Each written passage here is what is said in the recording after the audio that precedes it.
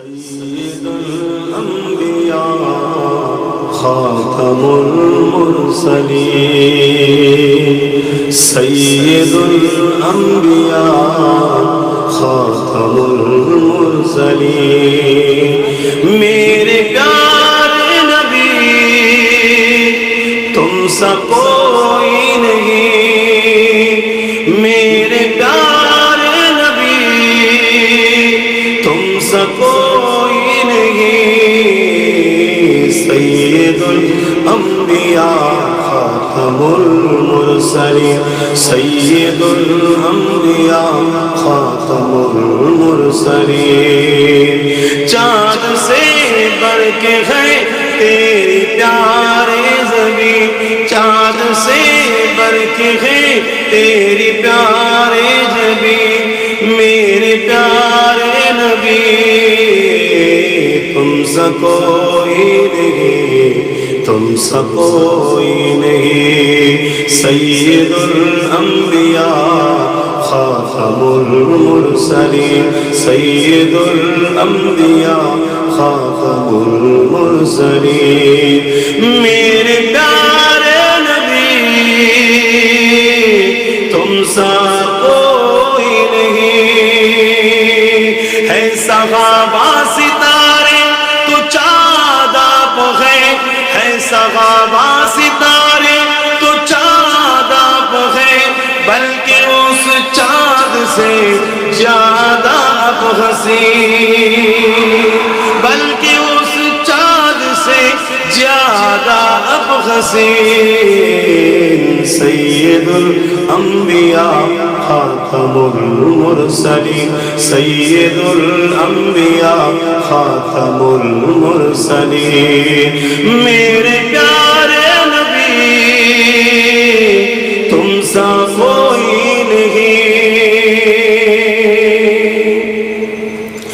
आका मेरा जुआ लू का क्या शान है आका मेरा जुआ लू का क्या शान है आप तो हो गए लाम खान के मकीन যেখানে কোনো মাকান নাই সেখানে আমার রাসূল গেছে কোথায় আল্লাহর আরশের উপরে বাবা জোরে বলুন সুবহানাল্লাহ যেখানে কোনো ওয়াক্ত নাই কাল নাই সেকেন্ড নাই টাইম নাই মাকাম নাই সেখানেও হুজুর গেছে কথা মাথায় ঢুকছে হুজুরের নূরের জগৎ থেকে আনে বা সাইয়াসের জগতে দেয় তাই হুজুরের নূর ওয়ালা মানুষ জোরে বলুন সুবহানাল্লাহ आका मेरा जुआ लू का क्या शान है आप तो हो गए लामकान के मकीन सय्यदुल अंबिया खातमुल मुरसलीन सय्यदुल अंबिया खातमुल मुरसलीन मेरे प्यारे नबी तुम सा कोई नहीं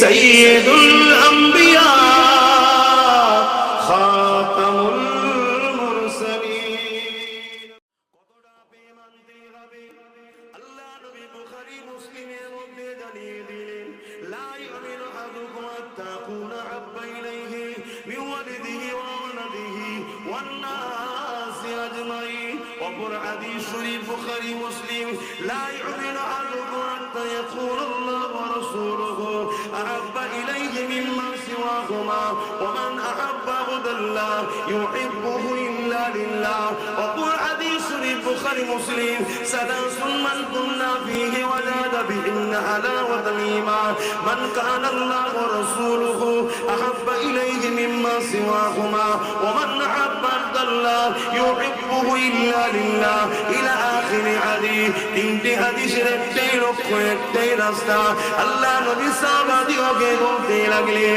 এ বাবা সাহাবারা তোমাদের ধন দৌলত জমি জায়গা বাপ মা সন্তান ছেলে পুলে এমনকি জানের থেকে আমি রাসূলুল্লাহ যদি বেশি না ভালোবাসো তোমরা ততক্ষণ পর্যন্ত ঈমানদার হতে পারবে না পাকা নয় কাঁচা নয় ঈমানদারি হতে পারবে না ওই মজলিসে হযরত ফারুক আজম বসেছিল ফারুক আজম উঠে বললেন ইয়া রাসূলুল্লাহ হাবিবাল্লাহ আমি আপনাকে সব কিছু থেকে বেশি ভালোবাসি, ইল্লা মিন নাফসিন, জানের থেকে নয়। আল্লাহ নবী বলল ওমা হবে না, জানের থেকেও বেশি ভালোবাসতে হবে না, ঈমানদার হওয়া যাবে না। হযরত ওমর দ্বিতীয়বার সাক্ষী দিলে, ইয়া রাসূলুল্লাহ, হাবিবাল্লাহ, আমি গাওয়া দিচ্ছি আমি আমার জানের থেকে আপনাকে বেশি ভালোবাসি। আল্লাহ নবী বললেন ওমর, ঈমান কমপ্লিট হলো। আরো জোরে বলুন সুবহান।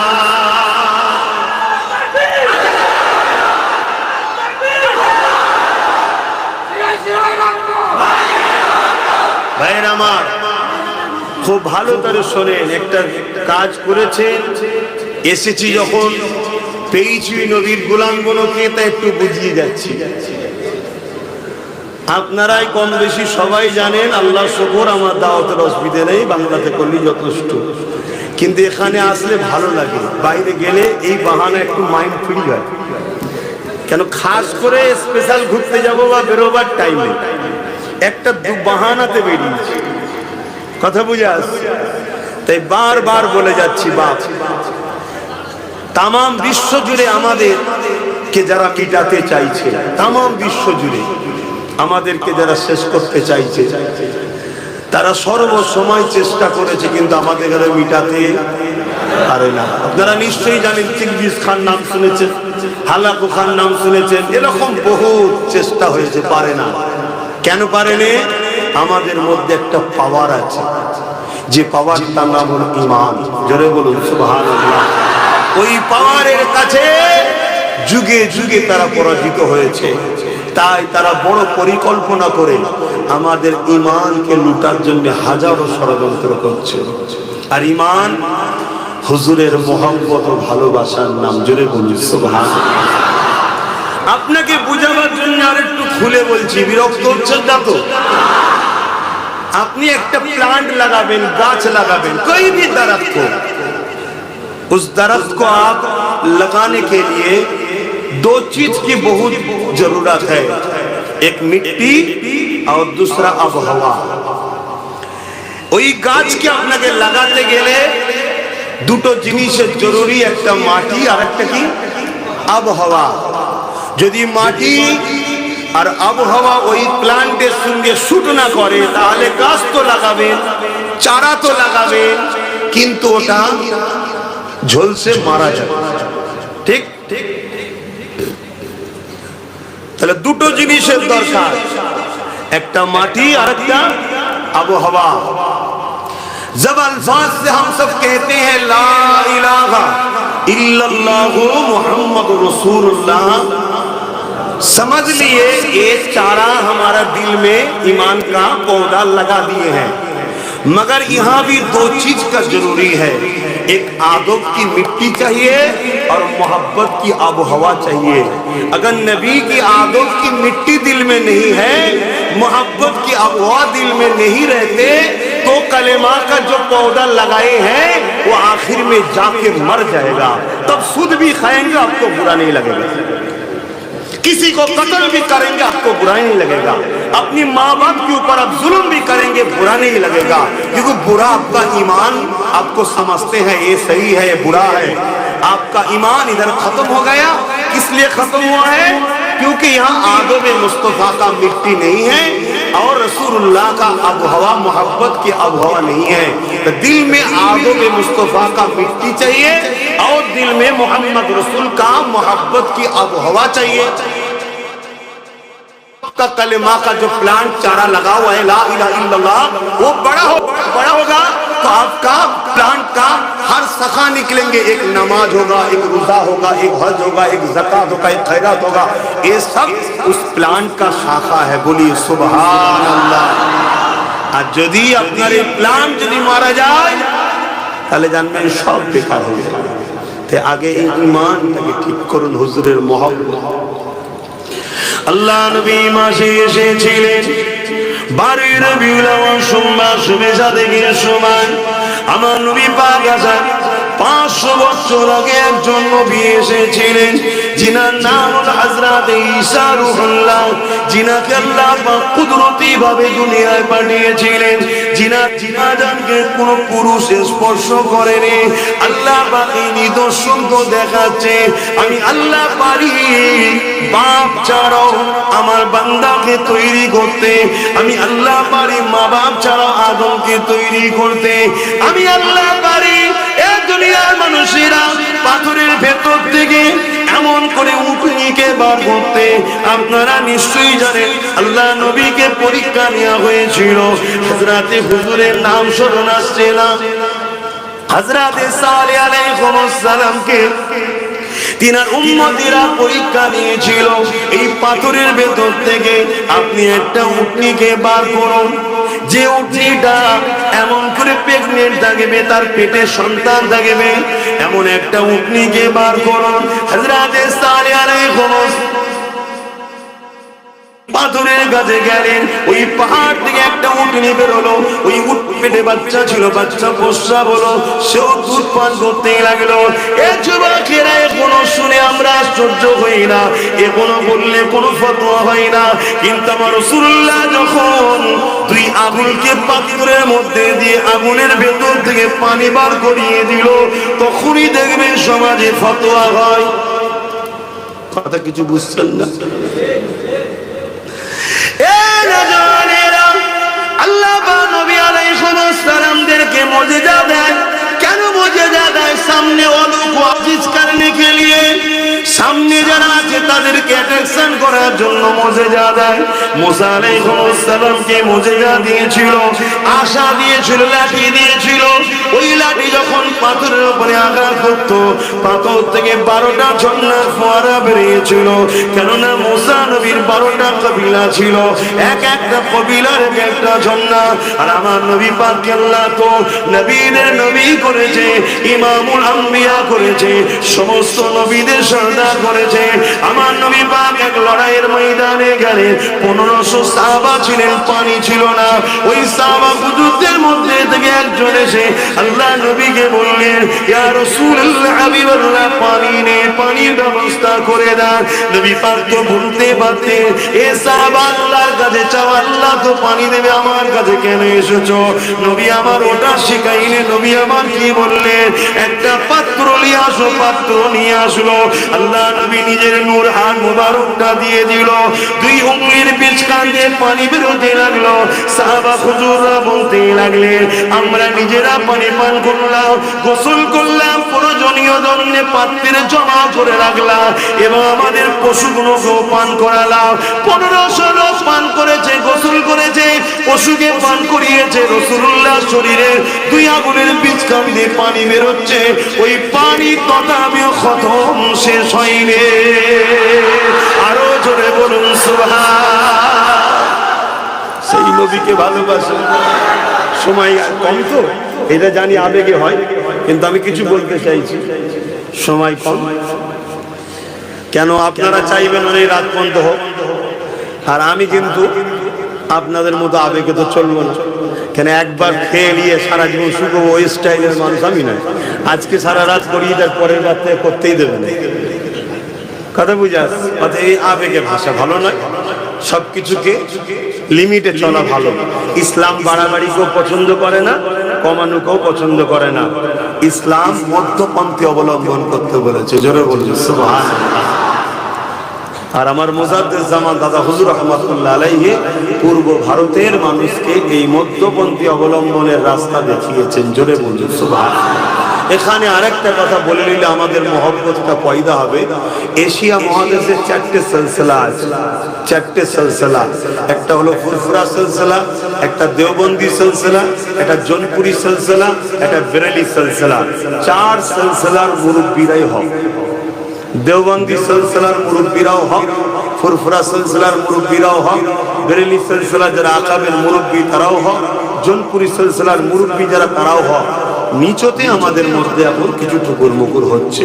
প্রত্যেকটা মুরব্বীরা তারা কিন্তু সবাই নবীর মিলাদুন নবীও করেছে, নবীকে হায়াতুন নবী বলে মেনেছে। এবং দেওবান মাদ্রাসার যিনি প্রতিষ্ঠাতা মৌলানা কাসেম নামতুবি সাহেব, তিনি বলেছেন নবী পাক সাল্লাল্লাহু আলাইহি ওয়াসাল্লাম হায়াতুন নবী বলেই তো নবীর স্ত্রীদের বিবাহ করা হারাম। কথা বুঝে আসছে? অতএব আকাবে তাদের যে আকীদার কিতাব আছে সেখানে দেখা গেছে চার দলেরই মুরব্বীরা তারা একটাই কাজ করেছে, হুজুরের সঙ্গে মানুষকে জুড়তে চেয়েছে। তা আমরাও আমাদের মুর্শিদ কেবলা তিনিও আমাদেরকে শিখিয়েছেন যে হুজুরের সঙ্গে মানুষকে জোড়ো। কেন আমরা যদি হুজুরের সঙ্গে জুড়তে পারি, হুজুর আমাদেরকে আল্লাহর সঙ্গে বান্দা ও খালেকের যে সম্পর্ক, সেই সম্পর্কটাই জুড়ে দেবে। জোরে বলি সুবহানাল্লাহ।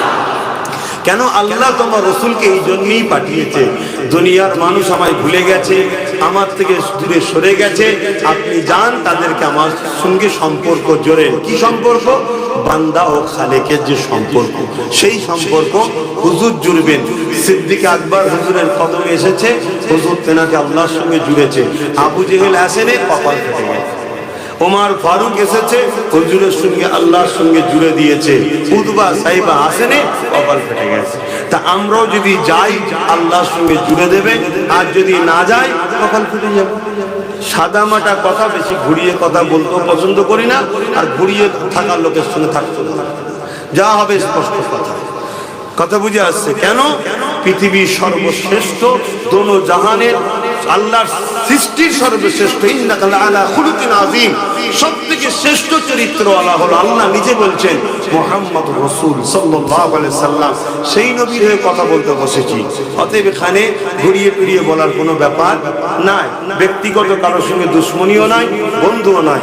মান আহাব্বা লিল্লাহ ওয়া আবগাদা লিল্লাহ ওয়া আতা লিল্লাহ ওয়া মানা লিল্লাহ ফাকাদ ইসতাকমালাল ঈমান। আত্মীয়তা আলাদা জিনিস ভাই, কিন্তু মনে রাখবেন বন্ধুত্ব আল্লাহর জন্য, দুশ্মনী আল্লাহর জন্য, আত্মীয়তা আল্লাহর জন্য, বিচ্ছেদ আল্লাহর জন্য। এরাই প্রকৃত ঈমান ও ঈমানের মজাটা পায়। জোরে বলুন সুবহানাল্লাহ। আমাদের মাকসাদ এটাই যেন থাকে, না হয় কিন্তু সব বরবাদ হয়ে যাবে। তা হযরত ঈসা আলাইহিস সালাম দুনিয়ায় আসলেন। ঈসা আলাইহিস সালাম কে আল্লাহ অনেক বড় মুজিজা দিয়েছিলেন। ঈসা নবী মরা মানুষের কাছে যে বলতো কুম বিইজনিল্লাহ, ওঠো আল্লাহর হুকুমে, সঙ্গে সঙ্গে জিন্দা হয়ে যেত। জোরে বলুন সুবহানাল্লাহ। কোন মানুষ পয়দাইশ চোখে দেখতে পায় না, ঈসা আলাইহিস সালাম যে তার চোখে হাত বুলিয়ে দিত, সঙ্গে সঙ্গে চোখে দেখতে পেত। জোরে বলুন সুবহানাল্লাহ। এতে আমরা খুশি হচ্ছি না বেজার হচ্ছি? খুশি হচ্ছি। হায় হায় হায় হায়, ঈসা নবীর নবী মুহাম্মদুর রাসূলুল্লাহ। জোরে বলুন সুবহানাল্লাহ। খুব ভালো করে শোনেন, ঈসা নবীর এই মুজিজাগুলো দেখে ঈসা নবীকে তিনারকে জিজ্ঞেস করা হচ্ছে, হুজুর আমরা তো তাওরাত ইনজিলে পড়েছি, জবুর তাওরাত ইনজিলে পড়েছি যে একজন আসবেন যিনি অনেক শানওয়ালা হবেন। আপনি কি তিনি? কেন আপনি মরা মানুষকে ডাকছেন, উঠছে, কারো চোখে পয়দাইশ অন্ধ হাত বুলিয়েছেন, ভালো হয়ে যাচ্ছে। কেউ কুষ্ঠরোগে আক্রান্ত, তার গায়ে হাত বুলোচ্ছেন, সে সুস্থ হয়ে যাচ্ছে।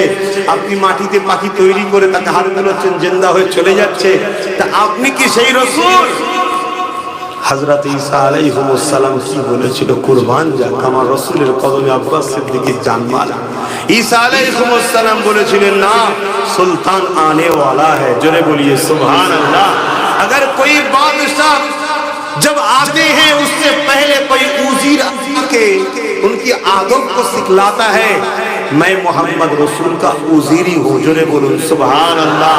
একজন ঈসা নবী কি বলছে শুনুন, যে আমি মুহাম্মদ সাল্লাল্লাহু আলাইহি সাল্লামের ওই বাদশার আগে যেমন উজির এসে সব বলে আদবের সঙ্গে দাঁড়াও, বাদশা আসছে, দোনো জাহানের সুলতান আসার আগে আল্লাহ আমায় পাঠিয়েছেন, আমি সমাজকে জানাতে এসেছি তিনার আদব কায়দা কিভাবে তিনাকে তাজিম করতে হবে। জোরে বলুন সুবহানাল্লাহ।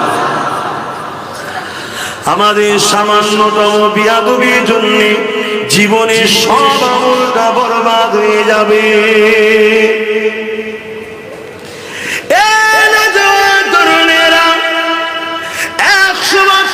যদি হায়াত দেন 80-85 বছরের নামাজ, 80-85 বাড়ির হক, আর হাজার হাজার মাদ্রাসা মসজিদ বানানো, সব একদিন নবীকে রেখে দেন, আর আমার রাসূলুল্লাহ জুতা মুবারক নিয়ে সামান্য যদি বেয়াদবি হয়ে যায়, ওই 100 বছরের আমল সব বরবাদ হয়ে যায়। আল্লাহ রাসূলুল্লাহ জুতা মুবারকের সঙ্গে বেয়াদবি করার জন্য ওই বান্দাকে জাহান্নামে ঢুকাবে, আর কোনোদিন বার করবে না। আর অপর দিকে একটা মানুষ চলতে গিয়ে অনেক ত্রুটি বিচ্ছেদ করে ফেলেছে, কিন্তু হুজুরের মহব্বত আর ভালোবাসায় পাকাপোক্ত রয়েছে। ওই মানুষটা যদি অন্যায় করার জন্য জাহান্নামে ঢুকবে, ওর মেয়াদ কেটে যাওয়ার পর ঈমান থাকার জন্য আল্লাহ ওকে একদিন না একদিন জান্নাতি অবশ্যই বানাবে। এই যুবকেরা, তরুণেরা, তাই বলে দিয়ে যায়, ঘর বাড়ি গ্রাম ছেড়ে দিয়ে বিদেশে কর্মের জন্য পড়ে আছে, কাজ শেখেন, ধর্ম শিখতে যাবেন না, কাজ করেন, নতুন কোন দিন শিখতে যাবেন না। আমার রাসূলুল্লাহকে মুহাব্বত যেখানে হবে, আমার নবীর তালিম যেখানে পাবে, আমার নবীর বয়ান যেখানে বেশি বেশি পাবে, দিল লাগিয়ে লাগিয়ে বসুন। কেননা হযরতে এমন করে ইমাম গাজ্জালী রাহমাতুল্লাহ আলাইহি জিনার মতো আলেম আজকের দিনে পৃথিবীর জমিনে একটাও পাওয়া যাবে না, একটাও পাওয়া যাবে না। তোর যিনি আলেম ছিলেন, তিনি বলতে লেগেছে, যখন তোমাদের উপরে কোনো বালা আসবে, সেই বালা রাষ্ট্রীয় ভাবে হতে পারে, সেই বালা সংসার জীবনে হতে পারে, সেই বালা বিমার হতে পারে, সেই বালা তোমার কারবার ব্যবসা বাণিজ্যের লস হতে পারে। এই মুসিবত থেকে বাঁচার জন্য তোমার উপায় কি রয়েছে? তিনার অনুচরেরা জিজ্ঞাসা করতে লাগলে, হুজুর কি কাজ করতে হবে? হযরত ইমাম গাজ্জালী রাহমাতুল্লাহ আলাইহি বলতে লাগলে, এ থেকে বাঁচার একটাই উপায় হলো রাসূলুল্লাহর সঙ্গে মুহাব্বতের সম্পর্কটা বাড়িয়ে দাও। এই যুবকেরা, তরুণেরা, ওই সময় জিজ্ঞাসা করা হলো, হুজুর মুহাব্বতের সম্পর্ক বাড়াবো কিভাবে? হুজুর দুটো রাস্তা দেখিয়েছে, একটা হলো দরুদ বেশি বেশি করে পড়ো, এই দরুদ পড়াতে সম্পর্ক বাড়বে। আল্লাহ নবী তাই বলেছে, যারা যত দুনিয়ায় মুহাব্বতের সঙ্গে বেশি দরুদ পড়বে, কিয়ামতের দিনে আমার কাছে তারা বেশি হবে, আমি নবীর শাফাআত তারা পাবে। অপর হাদিস শরীফে রাসূলুল্লাহ জানিয়ে দিলে, এ দুনিয়ার মানুষ, তোমরা যদি দুআতে দরুদ না পড়ো, জমিন আসমানের বিচকারে দোয়াটা আটকে যায়, ওটা আল্লাহ পাকের দরবারে কবুল হয় না। দরুদ হলো তোমার দোয়া কবুলের জন্য। আর মনে রাখবে, দরুদ এমন একটা নিয়ামত, আল্লাহ নামাজ পড়ার কথা বলেছে, আকিমুস সালাত, নামাজ কায়েম করো। এই টিটু 82 জায়গা खुदा ने फरमाया आकीमुस सलात, मगर खुदा खुद नमाज अदा नहीं करते। खुदा ने सौम फर्ज किया हमारे सबके लिए, मगर खुदा सौम नहीं अदा करते। मंजर के लिए खुदा ने फर्ज को फर्ज किया, मगर हमारे लिए फर्ज किया है, खुदा अदा नहीं करते। मंजर के लिए खुदा ने ज़कात फर्ज किया है, मगर खुदा ज़कात नहीं देते। फिर भी खुदा फरमा रहा है, इन्नल्लाह, बेशक मैं खुदा व मलाइकतहू, मेरे साथ में फरिश्तों, युसल्लूना अलन नबी, नबी पर दुरूद व सलाम का नजराना भेजते हैं। आखिर में खुदा ने फरमाया, या अय्युहल्लज़ीना आमनू, हर इंसान को खुदा ने नहीं बुलाया, जो लोग ईमान लाए हैं, सल्लो, तुम सब भी दुरूद पढ़ा करो, ओ सल्लिमू, एवं सलाम दाओ, तस्लीमा, आदब के साथ, मोहब्बत के साथ सलाम भेजा करो।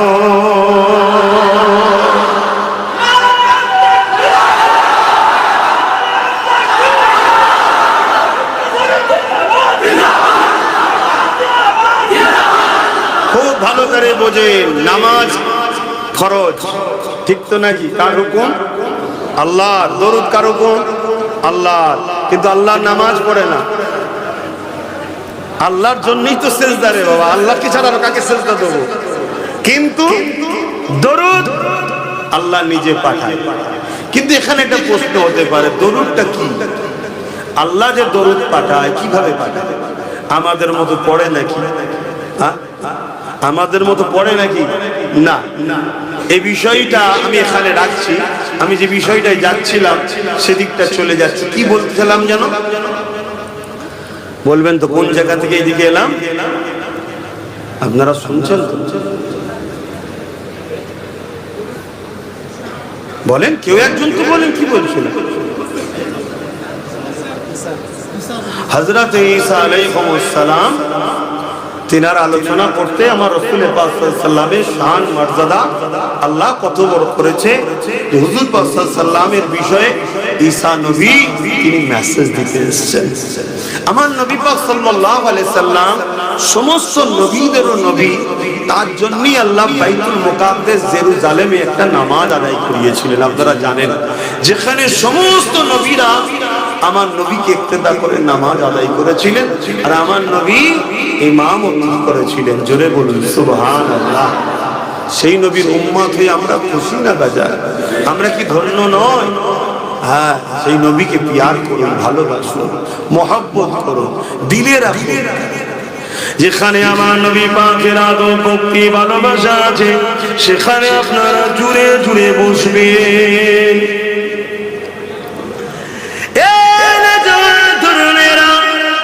আল্লাহ পাক তিনি আয়াত নাযিল করে দিলেন, এ দুনিয়া মানুষেরা তোমাদের গলার আওয়াজ যেন আমার হাবিবের আওয়াজের উপরে না চলে যায়। যদি চলে যায়, আমি আল্লাহ তোমাদের সমস্ত আমলকে বরবাদ করে দেবো। খুব ঠান্ডা মাথায় বুঝবেন, নবীর গলার আওয়াজের থেকে আওয়াজ যদি বেশি হয়ে যায়, তাহলে সমস্ত আমল বরবাদ হয়ে যাবে। নবীর সঙ্গে কোনো তর্কাতর্কি করেনি, নবীর বিরুদ্ধে নোংরা কোনো কথা বলেছে তা বলেনি, শুধু বলেছে আওয়াজ যদি বেশি হয়ে যায়, তাহলে তোমাদের সমস্ত আমলকে বরবাদ করে দেওয়া হবে। এই যুবকেরা, তরুণেরা, বাপেরা, আমার নবী পাকের একজন সাহাবী ছিলেন, যিনার গলার আওয়াজটা বড় উচ্চ আওয়াজ ছিল। তিনি পাইদাইশ জোরে কথা বলে। অনেকে আমাদের মধ্যে আছে, দেখবেন নরমাল কথা বলে, কিন্তু মনে হবে যেন ঝগড়া করতে লেগেছে, আওয়াজটা একটু উঁচু। এই আয়াত যখন নাজিল হয়ে গেছে, ওই সাহাবী ঘরে গিয়ে দরজা দিয়ে কাঁদতে লেগেছে, আর দরজা খুলছে না। একদিন যাই, দুদিন যাই, 3 দিন হয়ে যায়। হুজুর আমার খোঁজ নিবার জন্য এক সাহাবীকে পাঠিয়ে দিলেন। ওই সাহাবী তিনার বাড়িতে চলে আসলো, খোঁজ নিয়ে জানতে পারলো তিনি এইভাবে 3 দিন করে দরজা বন্ধ করে দিয়ে, কখনো কখনো খাওয়া দাওয়া বন্ধ করে দিয়ে, শুধু জবান দিয়ে একটাই কথা বলছে, আমি ধ্বংস হয়ে গেলাম, আমি বরবাদ হয়ে গেলাম, আমি শেষ হয়ে গেলাম। এই যুবকেরা ওই সাহাবী হুজুরকে যে শোনালো, হুজুর আবার পাঠালেন, যাও সালাম দিয়ে জিজ্ঞাসা করো কি হয়েছে। ওই সাহাবী আবার ফিরে গেলেন, সালাম দিয়ে বলতে লাগলেন, কি হয়েছে হুজুর পাঠিয়েছে। ওই সাহাবী তখন বলতে লাগলো, আল্লাহ আয়াত নাযিল করে দিয়েছে, আমার রাসূলের গলার আওয়াজের উপরে কার আওয়াজ উঠে গেলে এমন করে তার আমলের সব বরবাদ হয়ে যাবে। তাই আমার কণ্ঠের আওয়াজ তো জোর হয়ে যায়, তাই আমি মনে হয় ধ্বংস হয়ে গেলাম, বরবাদ হয়ে গেলাম। হুজুরের কাছে খবরটা চলে আসলো, আল্লাহ নবী পয়গম পাঠিয়ে দিলে, যাও, আমার সাহাবী তো ইচ্ছা করে না, কিন্তু আমার সাহাবীর ডর, ভয়, আমার মহব্বত, ভালোবাসা, আল্লাহ বড় খুশি হয়ে গেছে। আমার নবীর পয়গম জানিয়ে দাও, ওই সাহাবীটা হলো জান্নাতি। আরো জোরে বলুন সুবহান। কবে কিয়ামত হবে? কবে দুনিয়া শেষ হবে, বিচার হবে, ময়দানে মাশর হবে, কানা মিকদারু 50 আলফা সানাতিন, 50,000 বছরের একটা দিন হবে, সব বাকি আছে। এখনই নবী বলছে জান্নাতি। কি বুঝছেন? নবীর ক্ষমতা আছে না নাই? এই ক্ষমতা নবীকে দিয়েছেন কে? আকীদা ঠিক করুন, আকীদা ঠিক করুন। হুজুর কিছু কিছু জানে, কিছু কিছু জানে না, এই আকীদা হলে ঈমান চলে যাবে। সব থেকে বড় গোপন হলো আল্লাহ নিজে হুজুরকে নিজেই দিদার দিয়েছে। জোরে বলুন সুবহানাল্লাহ। আমার হুজুর জানিয়ে দিচ্ছে।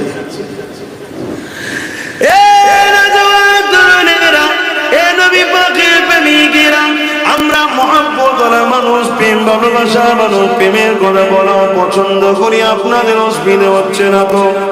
আসুন, আমার নবী পাকের মিলাদের উদ্দেশ্য করে মাহফিল করেছেন, একটু মিলাদের আলোচনা করে নিয়ে এবং ফায়দা কি শুনি। হযরত আবু বকর সিদ্দিক রাদিয়াল্লাহু তাআলা বললেন কানা রাফিক ফিল জান্নাত। এবার নবী পাকের ঘরের কথা একটা বলি। নবী পাকের চাচা যান হযরতে আব্বাস রাদিয়াল্লাহু তাআলা, যিনার নামে আল্লামার আব্বা আম্মা আমার নাম রেখেছে হযরতে আব্বাস রাদিয়াল্লাহু তাআলা, তিনি তিনার এলাকার মানুষদেরকে দাওয়াত দিয়েছে। আজকে যেমন জলসা কমিটি আপনাদের সবাইকে দাওয়াত দিয়েছে, আসেন সবাই চলে আসেন। আল্লাহর শ্রেষ্ঠ নিয়ামতের চর্চা হবে, আল্লাহর বন্ধুর চর্চা হবে, রাহমাতাল লিল আলামিনের চর্চা হবে, ঈদে মিলাদুন নবীর আলোচনা হবে।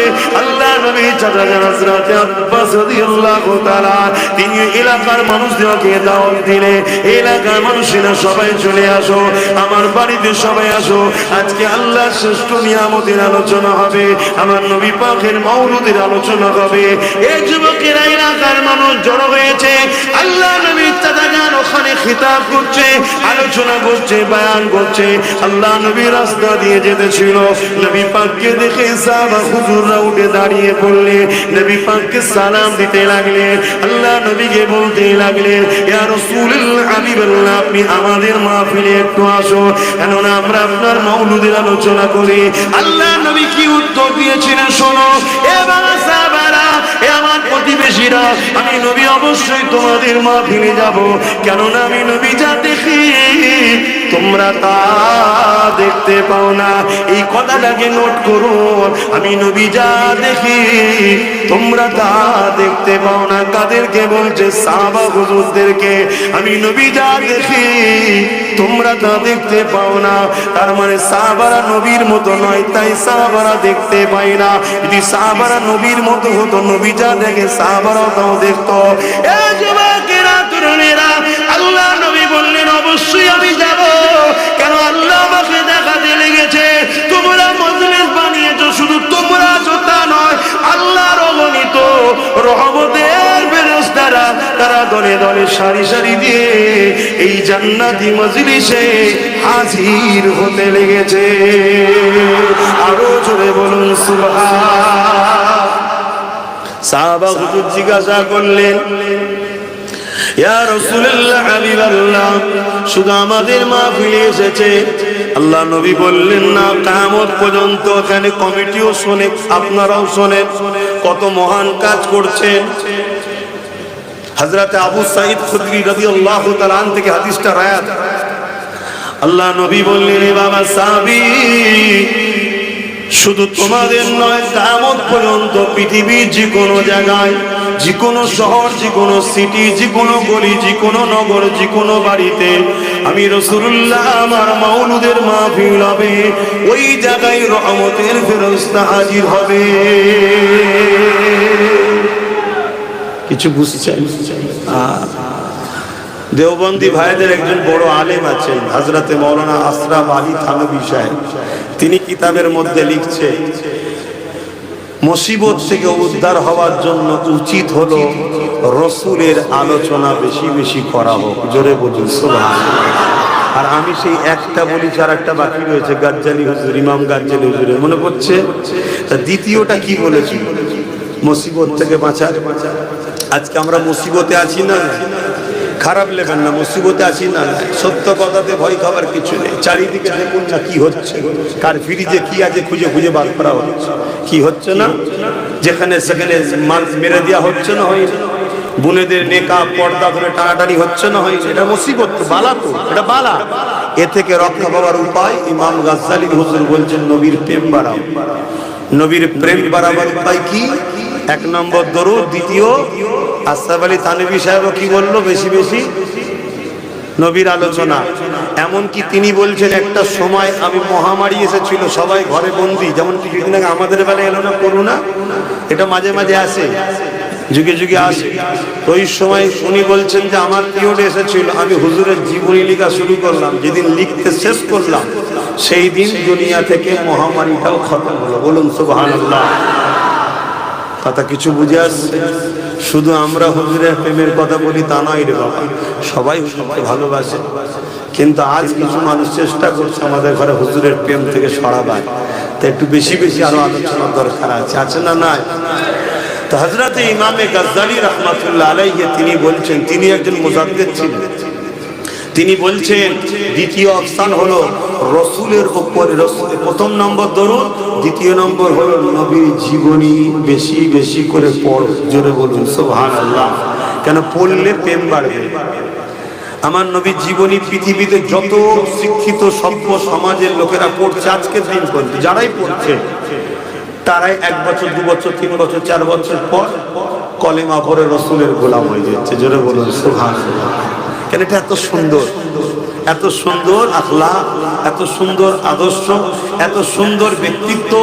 ইনার জীবনী পড়লে কেউ ইনার দিবানা হওয়া ছাড়া উপায় নাই।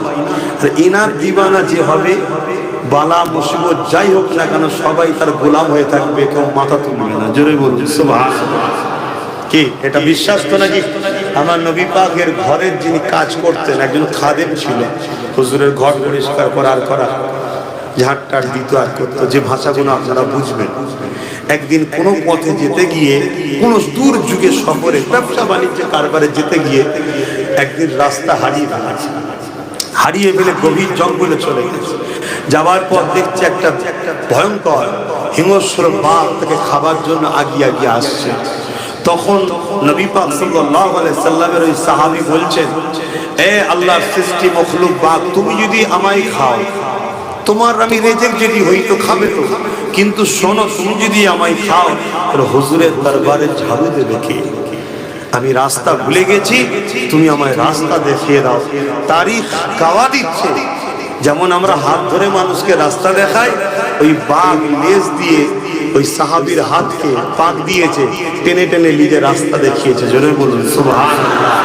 হুজুরের গোলাম হন, আর হুজুরের গোলামের চেহারায় সুন্নাত আসবে। হুজুরের গোলামকে কখনো ফাংশনে পাওয়া যাবে না, থিয়েটার হলে পাওয়া যাবে না, সিনেমা হলে পাওয়া যাবে না, লটারি কাটাতে পাওয়া যাবে না। মসজিদে আল্লাহু আকবার আজান হবে আর তুমি জুয়ার আড্ডায় ক্যারাম বোর্ড খেলবে, টিভি দেখবে, ক্লাবে খেলা দেখবে।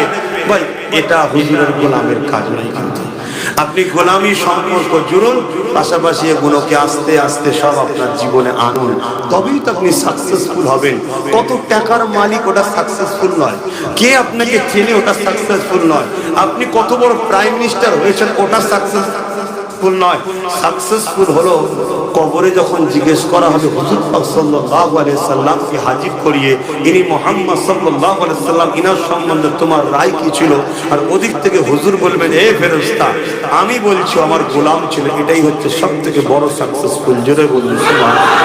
আরো জোরে বলুন নারে তাকবীর। আমার সাথে হাত উঠিয়ে বলুন লাব্বাইক। আপনারা বলুন ইয়া রাসূলুল্লাহ লাব্বাইক লাব্বাইক लब्बाइक लब्बाइक। नारे तकबीर।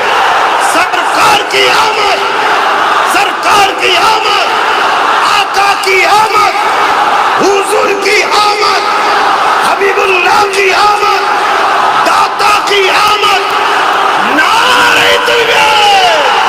दुरूद शरीफ अल्लाहुम्मा सल्ली अला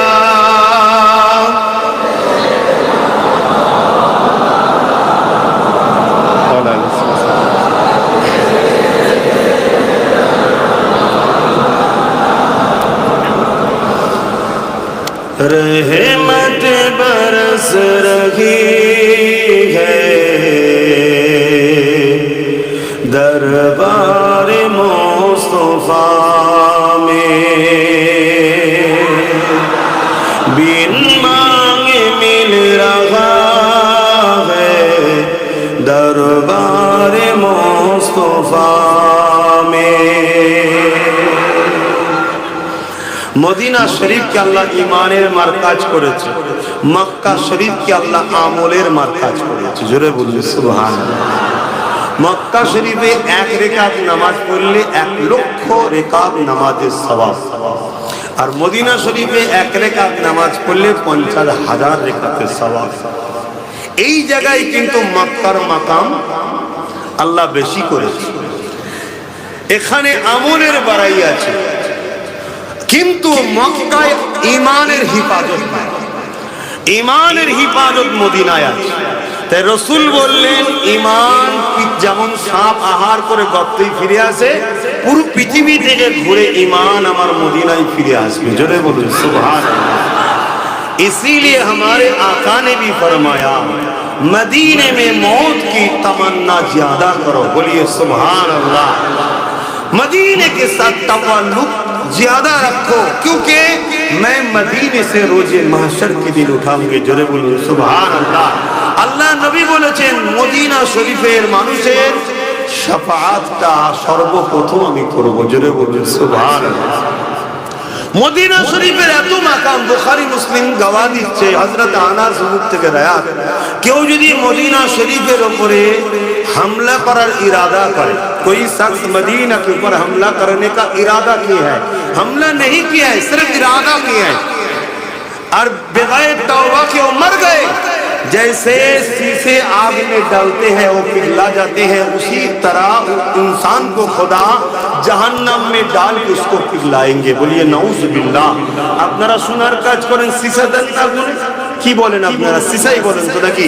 ওটা যেমন গলে পুরো পানি হয়ে যায়, মদিনার উপরে কেউ হামলার ইরাদা করলে আল্লাহ তাকে জাহান্নামে ওইভাবে দিয়ে গলাবে। কেন? হুজুরের পছন্দের সহজ।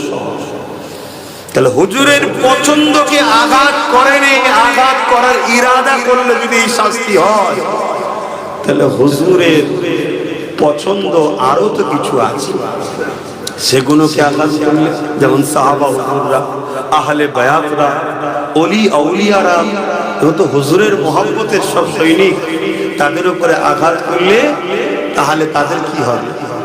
কথা বুঝতে পারছেন? আজ তো আমরা ওলি আউলিয়াদের থেকেও অনেক দূরে সরে যাচ্ছি। তাই ওলি আউলিয়াদের ঘরেও মহব্বত করুন। মদিনা শরীফ হলো রহমতের মাকাজ।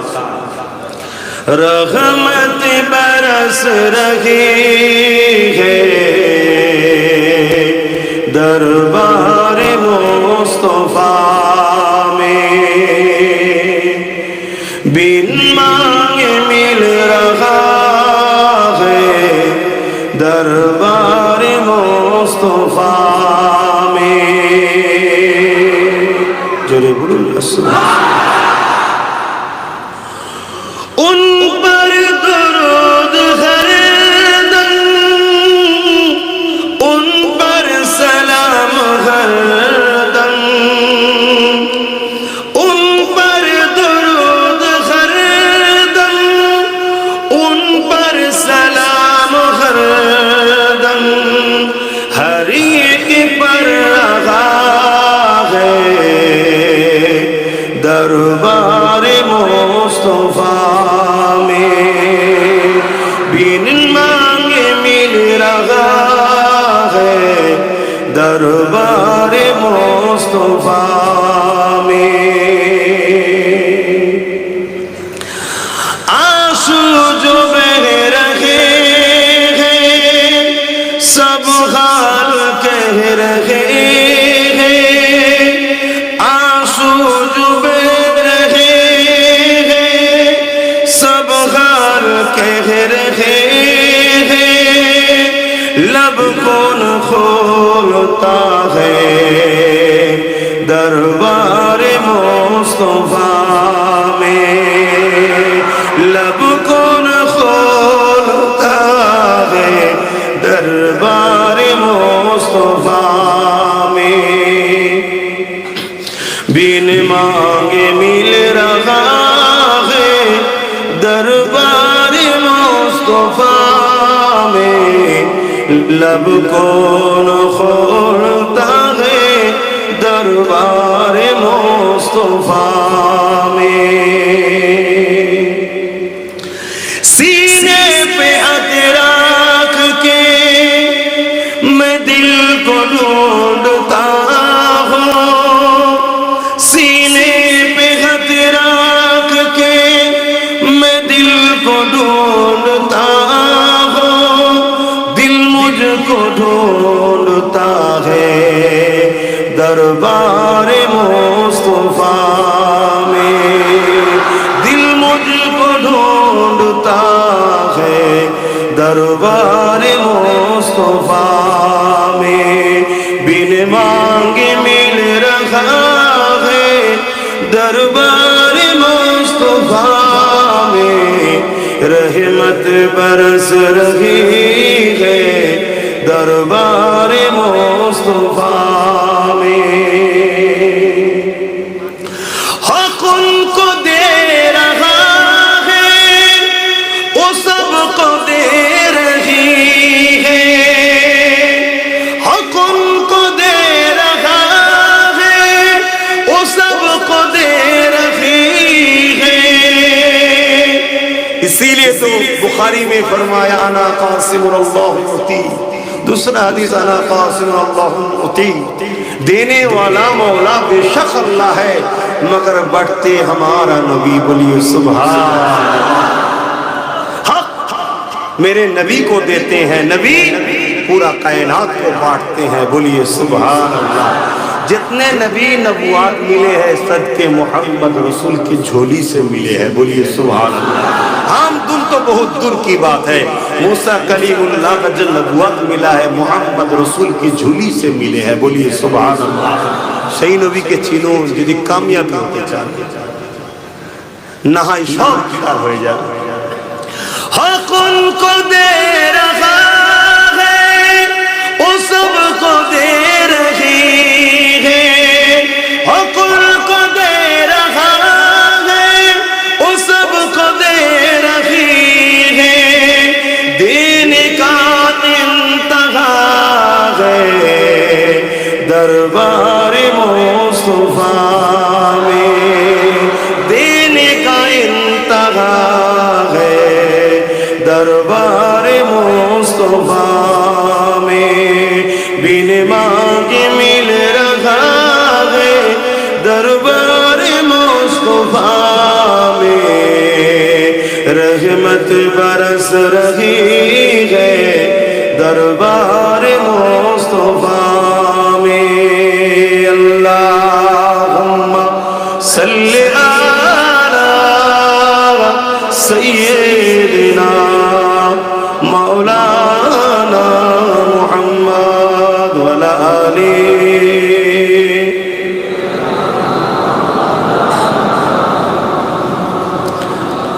আমার বাপ জানেরা ভাইয়েরা আপনাদের অসুবিধা হচ্ছে না তো? সংক্ষেপ করি।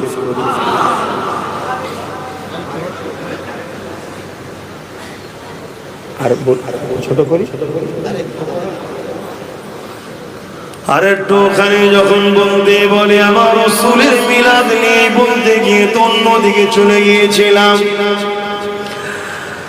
হযরত আব্বাস রাদিয়াল্লাহু তাআলা হুজুরের হাদিসটা কমপ্লিট করি। আল্লাহ নবী বললেন যেখানে আমার মিলাদ হবে ফেরেশতা আসবে, নবীর মিলাদ হলে ফেরেশতা আসবে, খুশি না বেজার? প্রত্যেকের উচিত ঘরে ঘরে মিলাদ করা। কিভাবে মিলাদ করবেন? আপনি বাপ আপনার বাচ্চাদের নিয়ে বসুন, স্ত্রীকে ডাকুন, 4 জন 5 জন বসবেন, কিছু মিঠাই কিনুন। আপনি বসে গিয়ে বলুন শোনো 570 খ্রিস্টাব্দে 12 রবিউল আউয়াল সোমবার শুভেচ্ছা দিকের সময় রাহমাতাল লিল আলামিন এসেছিল অন্ধকার পৃথিবীকে আলোকিত করার জন্য। রাত আল্লাহর কাছে বলেছিল আমার ভাগে পাঠান, দিন আল্লাহর কাছে বলেছিল আমার ভাগে পাঠান। কিছুই দিন না বলতে পারেন, এতটুকু বললেই হক আদায় হবে। করা দরকার আছে না?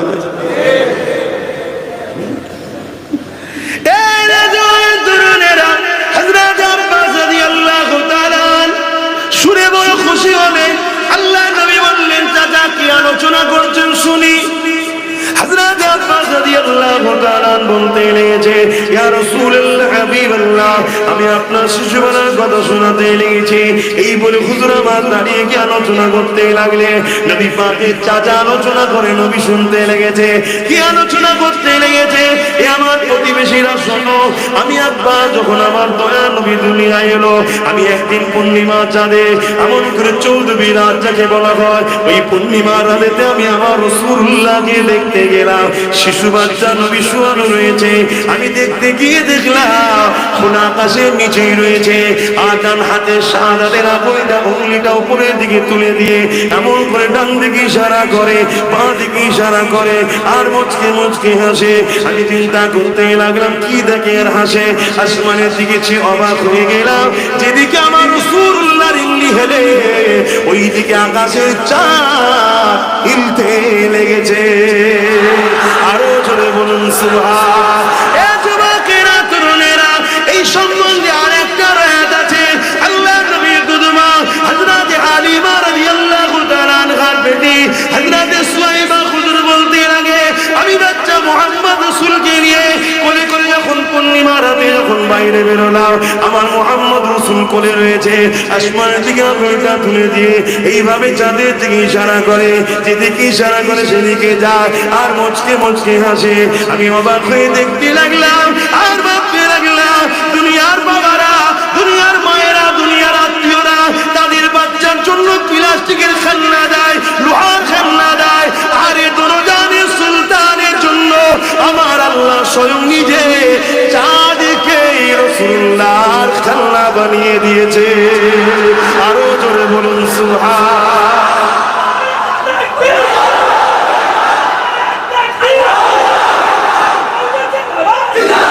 ভাইরা, নওজোয়ান, তরুণীরা, যুবকেরা, আমার রাসূল পাক সাল্লাল্লাহু আলাইহি ওয়াসাল্লামে নূর মুবারক থেকে দুই চাঁদকে আল্লাহ সৃষ্টি করেছে। তাই তো নবী আমার যখন বড় হয়ে নবুয়তের এলানটা করে দিলে, 40 বছর বয়সে নবী নবুয়তের এলান করেছে। মনে রাখবেন, আমার নবী পয়দাইশ নবী, আমার নবী তখন নবী আদম সাবিল্লাহ যখন পানি মাটির সঙ্গে মিলেছিল, তারও আগে নবী। আমার নবী কবে নবী? হযরত জিবরাইলকে আল্লাহ নবী জিজ্ঞাসা করেছিল, ও জিবরাইল, তোমার বয়স কত? হযরত জিবরাইল বলেছে, ইয়া রাসূলুল্লাহ, হাবিবাল্লাহ, আমাকে আল্লাহ যখন সৃষ্টি করেছে, আল্লাহর আরশ ছাড়া, আল্লাহর আরশের নিচে একটা নূরের পর্দা ছাড়া আর কিছু ছিল না। কিন্তু আমি জিবরাইল যখন রূপ পেলাম, আমি চোখটা খুলে দেখলাম ওই আল্লাহর সাজিমের নিচের পর্দায় একটা তারার চমক উঠলো।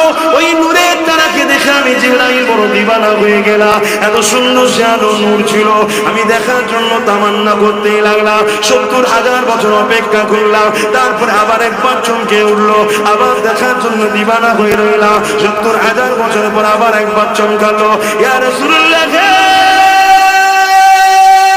ইয়া হাবিবাল্লাহ, ওই তারাটা মোট 70,000 বছর ছাড়া ছাড়া ছাড়া ছাড়া একবার করে চমকায়। ওই তারাটাকে আমি 72,000 বার দেখেছি। ইয়া রাসূলুল্লাহ, হাবিবাল্লাহ, এই হিসাবটা আমি দিতে পারবো। আল্লাহ নবী বলেছেন, জিবরাইল রে, ওই তারাটা হলো তোমার নবী মুহাম্মদুর রাসূলুল্লাহ। আল্লাহ যদি পেতে চান, নবীকে ধরেন, নবীকে ধরে। কেন আল্লাহ কোরআনে জানিয়ে দিলে, কুল ইন কুনতুম তুহিব্বুনাল্লাহা ফাত্তাবিউনি ইউহিব্বুকুমুল্লাহ ওয়া ইয়াগফির লাকুম যুনুবাকুম, আল্লাহু গফুরুর রহিম। और कबलम कुनियानी फरमाइए, आप फरमाइए, रसूल को फरमाने के लिए खुदा ने फरमा रहा है। और कबलम कुलमा माना फरमाइए, इन कुंतुम तुहिब्बुनल्लाह, जो शख्स कहते मैं रब तआला को मोहब्बत करता हूँ, इन लोगों का दावा भी सच है, तो फत्ताबिउनी, पहले आपको इत्तिबा करना होगा, आपको फॉलो करना होगा। यानी मोहम्मद रसूल को पहले इत्तिबा करना होगा, मोहम्मद रसूल को पहले फॉलो करना होगा। ये दुनिया মানুষেরা কাউকে ইত্তেবা করতে গেলে, কাউকে ফলো করতে গেলে मोहब्बत दिले रखते হবে। लिहाजा फत्ताबिउनी के अंदर प्यार छुपा हुआ है, माना ये जाहिर हुआ। फत्ताबिउनी मोहब्बत के साथ नबी को अगर कोई मान ले, खुदा ने फरमाने लगा युहिब्बुकुमुल्लाह, আমি আল্লাহ তাকে ভালোবেসে নেব। তাহলে আল্লাহর ভালোবাসা যদি পেতে চায়, নবীকে ভালোবেসে ইত্তেবা করো, নবীকে ভালোবেসে মেনে নাও, নবীকে ভালোবেসে ফলো করো। যদি এটা করতে পারো, আল্লাহ তোমাকে ভালোবাসবে। আর আল্লাহ যাকে ভালোবাসবে, তার দুনিয়াও টেনশন নেই, আখিরাতও টেনশন নাই। কারণ আল্লাহ বলে দিল, ওয়াগফির লাকুম যুনুবাকুম আল্লাহু গফুরুর রহিম, আমি আল্লাহকে তারা বড় দয়ালু মেহেরবান পাবে। তাদের জীবনে যা গুনাহ হয়েছে আমি আল্লাহ সব মাফ করে দেব। সাহাবা হুজুরদের বিষয়ে নবী আলোচনা করতে নিষেধ করেছে। শিক্ষার জন্য বলছি, হুজুর ভুল হলে ক্ষমা করবেন। দাইয়া কালবি নিজের কন্যাকে জ্যান্ত পুঁতে দিয়েছিল, তখন জাহিলিয়াতের যুগে ছিল, কিন্তু হুজুরকে ভালোবেসে মেনে নেওয়ার জন্য আল্লাহ তাকে ভালোবেসেছে, এই এত বড় পাপকেও আল্লাহ মাফ করে দিয়েছে। আমার ঘরের ছেলে তুমি একটু ভুল করে ফেলেছি, বয়সে অন্যায় করে ফেলেছো, যদি হুজুরকে ভালোবেসে ফেলো তাহলে আল্লাহ তোমায় ভালোবাসবে। আল্লাহ ভালোবাসলে তোমার এই পাপগুলো মাফ হবে না। হুজুরকে ভালোবাসো। আমরা হুজুরের গোলাম, আপনি মানেন তো নাকি? এনেছেন যখন গোলাম ধরে, তো হুজুর হুজুরি তো করবে নাকি? যে যার নেতার গুণগান গায়, আমি তো আমার নেতার গুণগান গাইবো নাকি? আপনাদের অসুবিধা হচ্ছে? দেখে নিয়ে এসেছেন একটা হুজুরের গোলাম দেখে, তো সে তো হুজুর হুজুরি করবে, সে তো অন্য কিছু করবে না। কেন করবে না? কেন আল্লাহ সর্বসময় मैंने आपका जिक्र बुलंद किए हैं आपके खातिर। बोलिए सुभान। আল্লাহ নবীর জিকিরকে বড় করেছে, শানওয়ালা করেছে, মাকামওয়ালা করেছে। কেন? নবীর খাতিরে, নবীকে খুশি করার জন্য। জোরে বলছো সুবহানাল্লাহ। কতটা বড় করেছে? নবী বলছেন আমার জিকিরকে আল্লাহ নিজের জিকিরের সঙ্গে শামিল করেছে, গণ্য করেছে। জোরে বলুন সুবহানাল্লাহ। অর্থাৎ সারা রাত ধরে যদি আমরা নবীর আলোচনা করি, আল্লাহ ফেরেশতাকে বলবে খাতায় লেখো সারা রাত ধরে আমারই আলোচনা করেছে। জোরে বলুন সুবহানাল্লাহ। কেন? হুজুরের আলোচনাটাই হলো কোরআন। হুজুরের আলোচনাটা কি?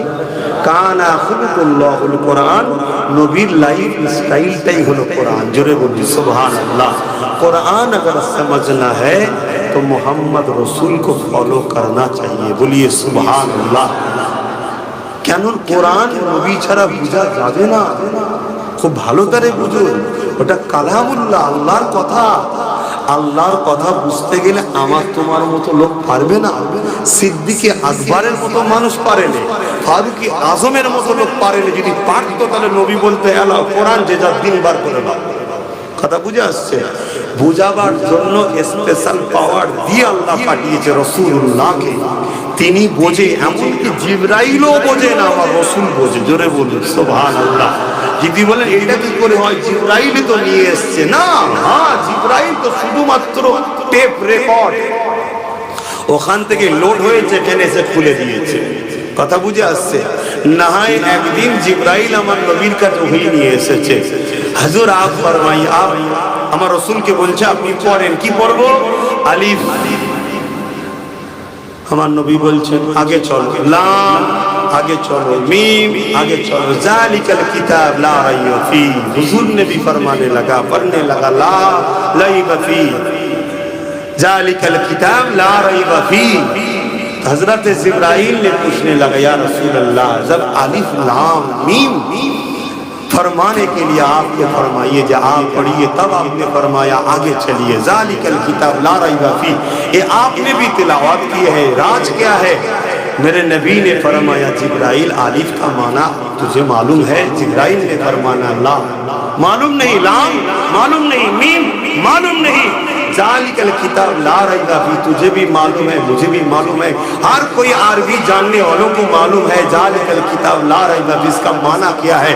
मगर अलिफ लाम मीम का माना तुझे मालूम नहीं, मैं मोहम्मद रसूल को मालूम है। बोलिए सुभान। आरो जोरे बोलुन सुभान। সেই নবী পাক সাল্লাল্লাহু আলাইহি সাল্লামকে ধরুন, প্যার করুন। শুধু একটা কথা জেনে রাখবেন, নবী আল্লাহ নয়, নবী আল্লাহ নয়, আল্লাহ আল্লাহ, নবী নবী। দ্বিতীয় কথা মনে রাখবেন, রুকু সিজদা সির্ফ খোদা কে লিয়ে, दूसरा किसी के लिए, नबी के लिए नहीं है।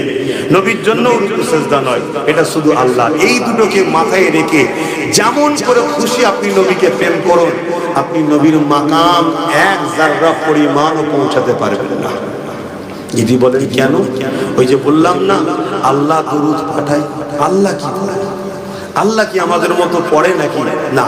ইমাম বুখারী রাহিমাহুল্লাহ বলছেন আল্লাহ দরুদ হলো আল্লাহ আসমানি জগতে তিনি তিনার শান যেমন শানওয়ালা মজলিস তৈরি করে, বলুন সুবহানাল্লাহ।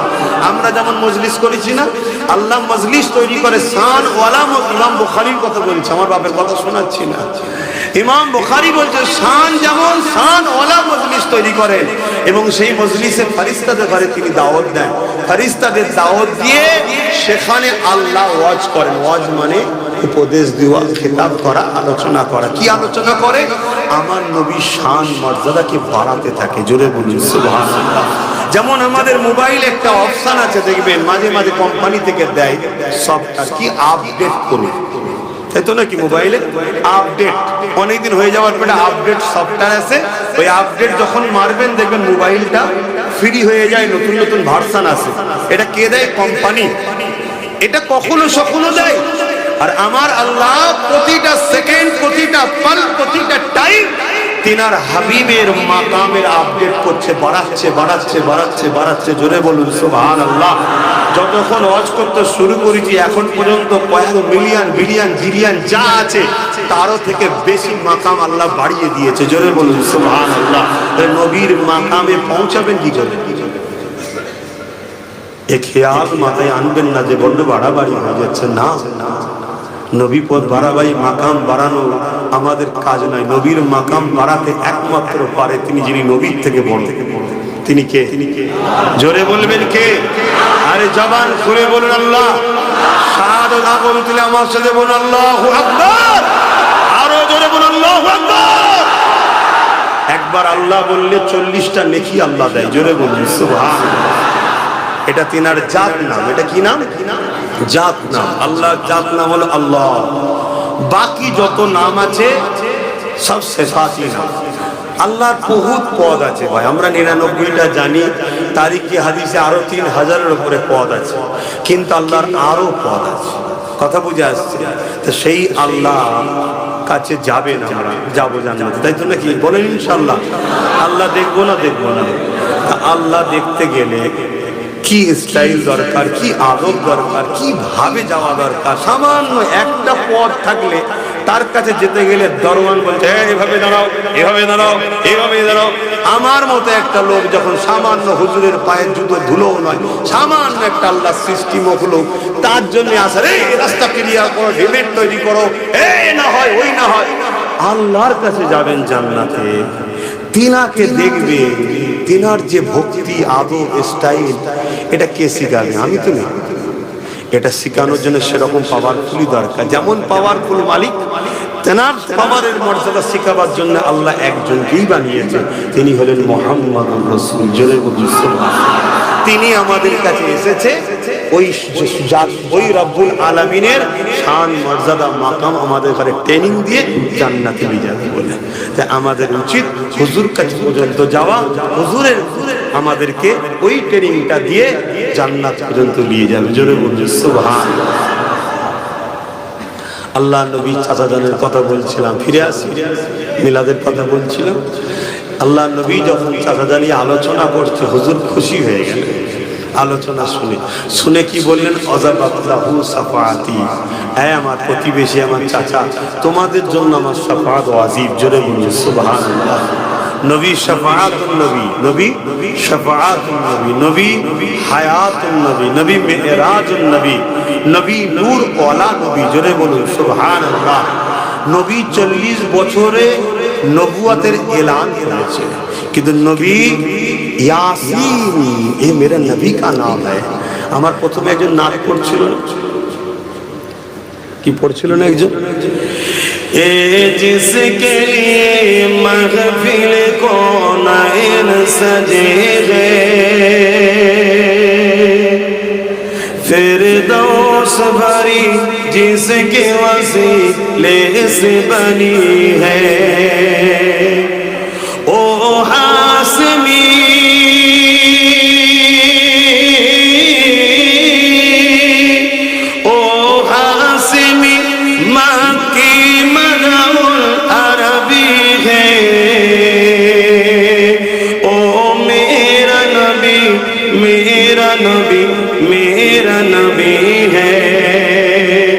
जिसका नबी है हाथ उठा के बोलिए ओ मेरा नबी मेरा नबी मेरा नबी है मुज़म्मिल मुदस्सिर यासीन ताहा।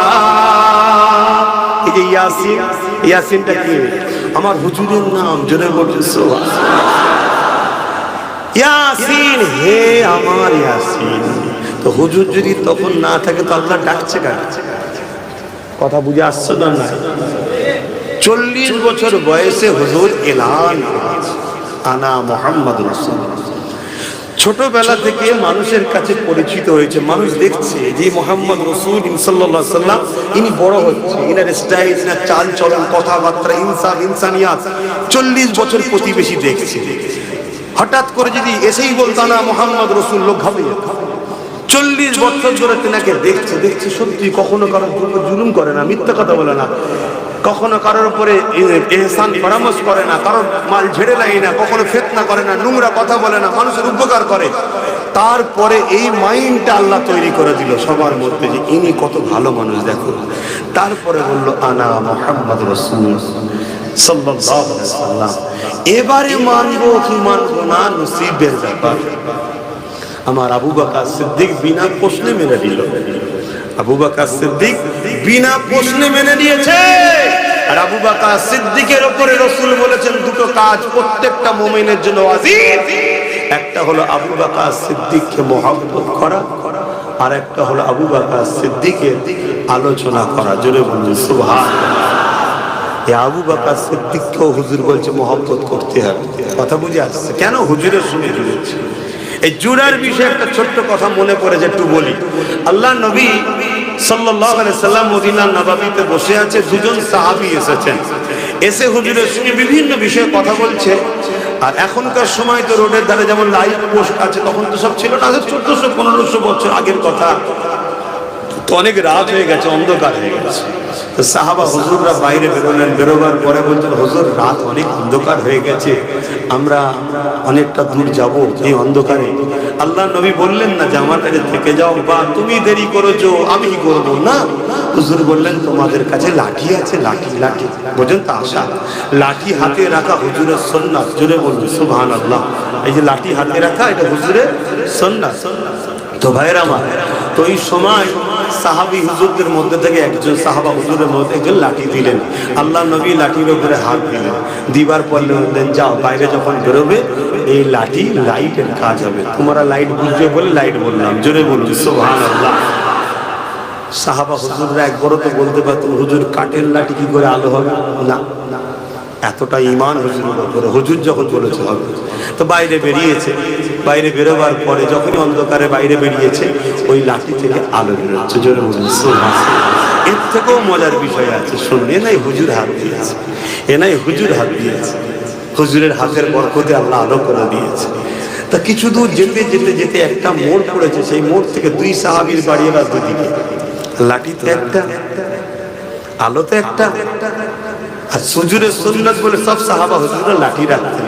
তো ওই জায়গায় দাঁড়িয়ে থেকে এক সাহাবী আর এক সাহাবীকে বলছে ভাই লাঠি তো তুমি তো এইদিকে যাবে, তাহলে উচিত কি ভাই চ আমার সাথে সময় দিয়ে আসবি। না, ওই সাহাবী বলছে ভাই তোমার কাছে লাঠি আছে? বলছে হ্যাঁ, নিয়ে আসো। ওই লাঠি হুজুরের জ্বালানো লাঠি ঠেকিয়েছে, ওটাও আলো জ্বলছে। জোরে বলছে তো হুজুরকে আল্লাহ। যারা হুজুরের সঙ্গে জুড়েছে, হুজুরের সঙ্গে টাচ হয়েছে, তারা যেমন আলোকিত হয়েছে, তাদের কদমে যদি আমরা যাই আমরাও তাদের আলো থেকে আলোকিত হবে। জোরে বলুন সুবহানাল্লাহ। যেমন সুলতানে হিন্দ, গরিবে নওয়াজ, খাজা মাঈনুদ্দিন আকায়ে রাসূল চিশতি আজমিরি রাহমাতুল্লাহ আলাইহি। জোরে বলুন সুবহানাল্লাহ। শুনলাম নাকি আপনাদের বেঙ্গালুরে হুজুরের একজন খলিফাও আছে। আমি কতটা জানি না, একজন আস্তে আস্তে বলছিল এখানে খাজা হুজুরের নাকি একজন খলিফা আছে মস্তান চিশতি রহমাতুল্লাহ আলাইহির নামে। আমি জানি না, কেউ বলছিল যাই সহজের। তা আমার বোঝাবার উদ্দেশ্য এই আল্লাহর ওলিদের কাছে কেন যেতে হয়। আল্লাহর ওলিরা হুজুরের আলোয় আলোকিত হয়েছে, তাদের কাছে যদি আমরা যাই ওই হুজুরের লাঠি থেকে আর এক লাঠি যেমন আলোকিত হয়েছে আমরা আলোকিত হব। জোরে বলুন সুবহানাল্লাহ। কিন্তু তামাম বিশ্ব জুড়ে ইসলামের দুশ্মনরা ষড়যন্ত্র করছে ওলি আউলিয়াদের থেকে আমাদেরকে দূরে সরাবার। ফিরানে তরিকাতদের থেকে দূরে সরাবার আমাদেরকে চেষ্টা চালাচ্ছে। মনে রাখবেন, এই যে 4 সিলসিলার কথা বলেছি, এই 4 সিলসিলার মুরব্বীরাই কিন্তু পীর মুরিদি করেছে। 4 সিলসিলার মুরব্বীরাই পীর মুরিদি করেছে। রশিদ আহমেদ গাঙ্গী সাহেব বলেন, আর কাসেম নানতুবি সাহেব বলেন, আশরাফ আলী থানভী সাহেব, ইনাদের সবার পীরের নাম হলো হযরতে হাজী ইমদাদুল্লাহ মুহাজির মক্কি রহমাতুল্লাহ আলাইহি। জোরে বলুন সুবহানাল্লাহ। তিনি বলছেন, मैंने हर साल अपने घर में ईद मौलूद नबी बनाते हैं, बोलिए सुबहानअल्लाह। আর ওই ঈদে মিলাদুন নবী বানায় আর তাতে কিছু তাবারুক দিই।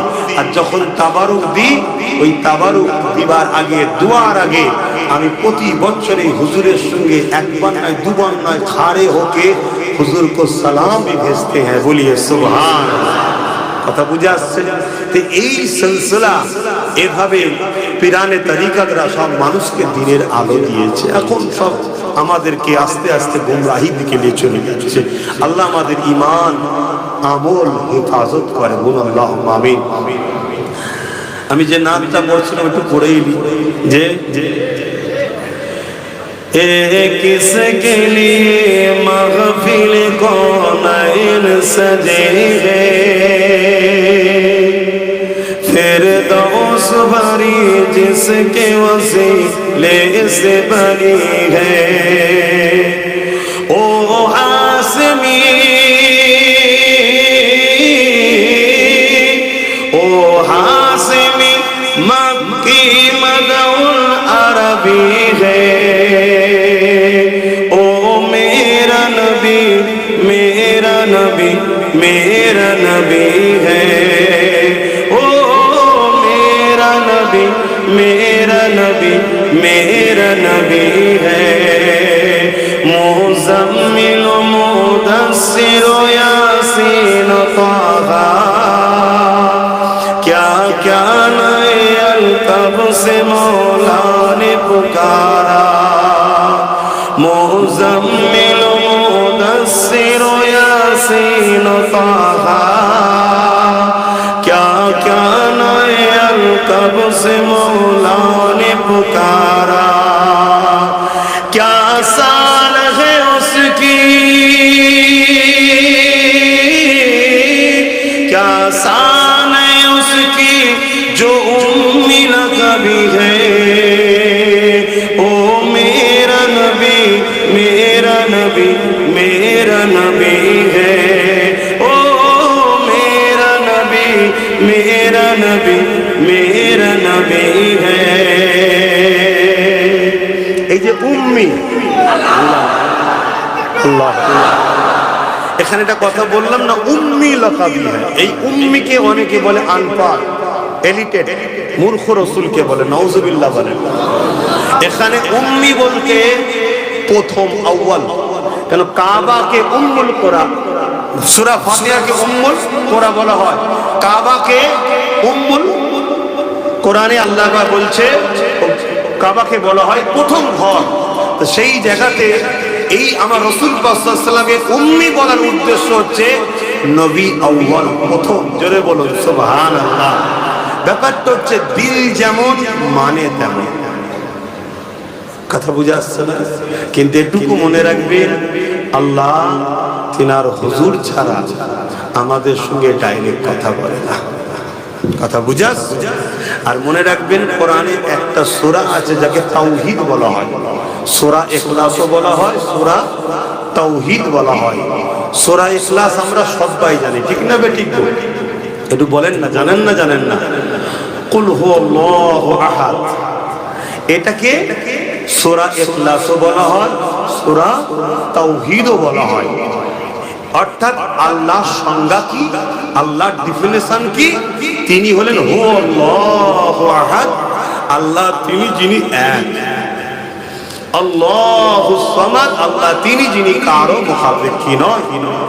লাম ইয়ালিদ ওয়া লাম ইউলাদ, ना खुदा किसी से पैदा है, ना खुदा से कोई पैदा हुआ है।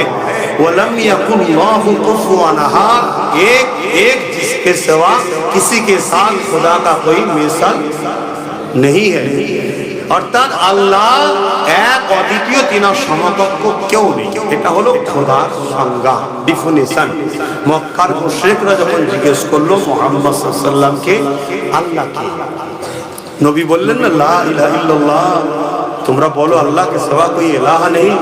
মক্কার মুশরিকরা জিজ্ঞেস করছে মুহাম্মদ সাল্লাল্লাহু আলাইহি ওয়াসাল্লাম আল্লাহ কে, তখন আল্লাহ বলছে কুল হু আল্লাহু আহাদ, বলে দেন আল্লাহ তিনি যিনি এক। আমি জানতে চাইছি এখানে আল্লাহ, এখানে তাওহীদ বোঝাচ্ছে, কুল হু আল্লাহু আহাদ, বড় কাফলাম কুল, এটা তো তাওহীদ না, এটা তো রিসালাত, এটা তো নবীর, এটা তো নবীর অংশ। হু আল্লাহু আহাদ থেকে আল্লাহর সংজ্ঞা শুরু হলো, তাওহীদ শুরু হলো। আল্লাহ তো বলতে পারতেন হু আল্লাহু আহাদ, হে মক্কার মুশরিকরা আল্লাহ তিনি যিনি এক। আল্লাহ তা বললেন না, আল্লাহ বললেন কুল হু আল্লাহু আহাদ, আপনি বলুন আল্লাহ তিনি এক। অতএব আমরা আল্লাহ শিক্ষাকে ছেড়ে দিয়ে ডাইরেক্ট যদি আল্লাহ ধরতে যাই, নবী ছেড়ে দিয়ে ধ্বংস হবে। আল্লাহ নিজে পারেন প্রত্যেকের দিলে আল্লাহর আজমাত, আল্লাহর প্রেম, আল্লাহর একত্ববাদ প্রত্যেকের দিলে ভরে দিতে পারে না, পারে না। আল্লাহ করেছে, আল্লাহ করেনি, আল্লাহ তার হাবিবের মাধ্যম দিয়ে ঢুকাচ্ছে। কুল হু আল্লাহু আহাদ, হাবিব আপনি বলুন আল্লাহ তিনি যিনি এক। কি বুঝছেন আপনারা? আল্লাহ চায় বান্দা যখন আসবে যেন বলে আমাকে মুহাম্মদ রাসূলের খোদা, জোরে বলুন সুবহানাল্লাহ। কথা মাথায় ঢুকছে? সেই নবীকে ভালোবাসে। আসেন আমার নবী পাকের আরেকটু কথা বলি। আম্মা জানামেরা বলতে লেগেছে আব্দুল্লাহ সঙ্গে আমার বিবাহটা হয়ে গেল। হযরতে আব্দুল্লাহর পেশিনাতে আমার নবী পাকের নূর মুবারক ছিল। এই নূর কিভাবে দুনিয়া এসেছে আপনারা সবাই জানেন। তারপরে একটু আলোচনা করে দিয়ে যায়, এই নূর যখন আদম সাবিউল্লাহকে আল্লাহ তৈরি করলে, মাটি দ্বারা আদমকে বানিয়ে দেওয়া হলো। এর যুবকেরা, তরুণেরা, আদম নবীর শরীরে যখন রূহকে প্রবেশ করতে বলা হলো, রূহ তখন যেতে চাইছে না। আল্লাহ জানতে চাইলেন কেন যাচ্ছ না? ওই রূহ বলতে লেগেছেন আল্লাহ মাটির শরীর, আদমের মধ্যে অন্ধকার। আল্লাহ পাক নূরে মুহাম্মদ রাসূলকে ওই যে আল্লাহর আরশে আজিমের নিচে পর্দা ছিল, যেখানে আদর যত্ন করে রেখেছিল, ওখান থেকে নিয়ে আদম আলাইহিস সালামের পুস্তে পিঠে রেখে দিল। রেখে দেওয়ার পরে আদম নবীর রূহ এমন করে আদম নবীর শরীরে ঢুকে গেল। সময়ের দিকে খেয়াল করে বেশি ডিফেন্সে যাচ্ছি না, বেশি বিস্তারিত যাচ্ছি না, সংক্ষেপ বলি শুনে। ওখান থেকে সীসা আলাইহিস সালামের গায়ে চলে এলো। এইভাবে নবীদের কাছে আস্তে আস্তে আস্তে হযরত ইব্রাহিম খলিলুল্লাহর গায়ে চলে এলো। এ যুবকেরা, তরুণেরা, ইব্রাহিম খলিল থেকে হযরত ইসমাঈল জবিউল্লাহ হুজুরের কাছে এলো। ওখান থেকে আস্তে আস্তে আস্তে আমার নবী পাকের দাদা জান হযরত আব্দুল মুত্তালিব হুজুরের কাছে চলে এলো। হযরত আব্দুল মুত্তালিবের পেশিনাতে যখন নূর মুবারক চলে এলো, মক্কার মানুষের আব্দুল মুত্তালিবের দিকে তাকিয়ে থাকতো। এত সুন্দর, এত চমক দেখে সবাই দিওয়ানা হয়ে আব্দুল মুত্তালিবকে মক্কা সরদার করে দিল। এই যুবকের অনেক বড় কথা রয়েছে। আব্রাহা বাদশার সঙ্গে লড়াই হয়েছিল, অনেক ইতিহাস ওদিকে যাচ্ছি না। মনে রাখবেন আব্রাহা বাদশা যে জঙ্গলি জামামন করে হাতিকে নিয়ে মক্কার উপরে হামলা করার অহংকার দেখিয়েছিল, আব্দুল মুত্তালিব যখন ওই হাতির সামনে যে দাঁড়ায়, হাতি ছুটেছে, হযরত আব্দুল মুত্তালিবের নবী দাদার পায়ের গোড়ায় নিজের মাথাকে নত করে দিয়েছিল। কেননা হাতি দেখে নিয়েছে আব্দুল মুত্তালিবের পেশিনাতে নূরে মুহাম্মদ রাসূল রয়েছে। পরের দিন আব্রাহা বাদশা যখন ওই হাতিকে চেষ্টা করছিল ধরার জন্য মক্কায় নিয়ে আসবে, ওই হাতিকে কোনোভাবে আনতে পারে না। কেন হাতি জেনে গেছে নূর হলা এসে গেছে, ওখানে যাওয়া মানে আল্লাহর আযাবে ধ্বংস হতে হবে। এই দুনিয়ার মানুষ হাতি নবীকে চিনে গেল, মানুষের নবীকে চিনতে না পারি, এর থেকে বড় লজ্জা ধ্বংস আর কি হতে পারে? যা অন্যদিকে চলে যাচ্ছি, হযরত আব্দুল মুত্তালিবের পেশিনা থেকে ওই নূর হযরত আব্দুল্লাহ হুজুরের পেশিনাতে চলে এলো। আমার রাসূলুল্লাহর সঙ্গে, রাসূলুল্লাহর আব্বা জানের সঙ্গে হযরত আম্মা আমিনার নিকাহ হয়ে গেল। এই নিকাহ হয়ে যাবার পর ওই নূর আম্মা আমিনার গর্ভ মুবারকে চলে এলো। ওই পাক পবিত্র রহিম মুবারক আমার রাসূলুল্লাহর নূর চলে এলো। ৩-৪ মাস যেতে না যেতে হযরত আব্দুল্লাহ হুজুর ব্যবসার জন্য সাম দেশে গেল। ফিরে আসার সময় ইন্তেকাল হয়ে গেল। এই খবরটা যখন আমিনা হুজুর পেলেন, বড় কণ্ঠ করতে লাগলো। তাই আল্লাহ পাবে না হুজুরকে সান্ত্বনা দিবার জন্য এক একটা রাত্রি এক একটা নবী আলাইহিস সালাম এবং তিনার স্ত্রীদেরকে পাঠাতে, তিনার এসে আম্মা আমিনাকে মুবারকবাদ দিতে বলতো, ও আমিনা রে কেঁদো না মা, কেঁদো না, কারণ আপনি সাইয়্যিদুল মুরসালিন রাহমাতুল লিল আলামিনের মা হয়েছে।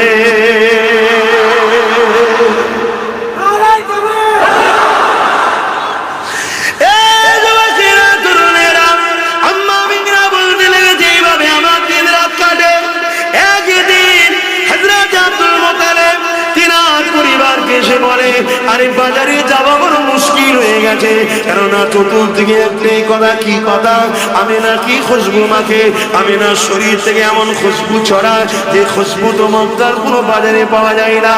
এই খুশবু কোথা থেকে মাখে? আব্দুল মুত্তালিবের কথা শোনার পরে, তার পরিবার এই কথা শোনার পরে বলে, এ আমার প্রাণের স্বামী, আমি অবাক হয়ে যাই। আমি না যখন হাম্মাম খানা গোসলখানা থেকে বেরোয়, আমি যখন গোসলখানায় ঢুকি যেন মনে হয় আদরের ফ্যাক্টরি গোডাউনে ঢুকে গেছে। আমি না যখন ঘরে থাকি, ঘর থেকে বেরোয়, আমি যখন ঘরে যাই মনে হয় যেন আদরের গোডাউনে ঢুকেছি। কোথা থেকে আমি না আদর মাখে? তাই বড় তাকে জিজ্ঞাসা করতে হবে।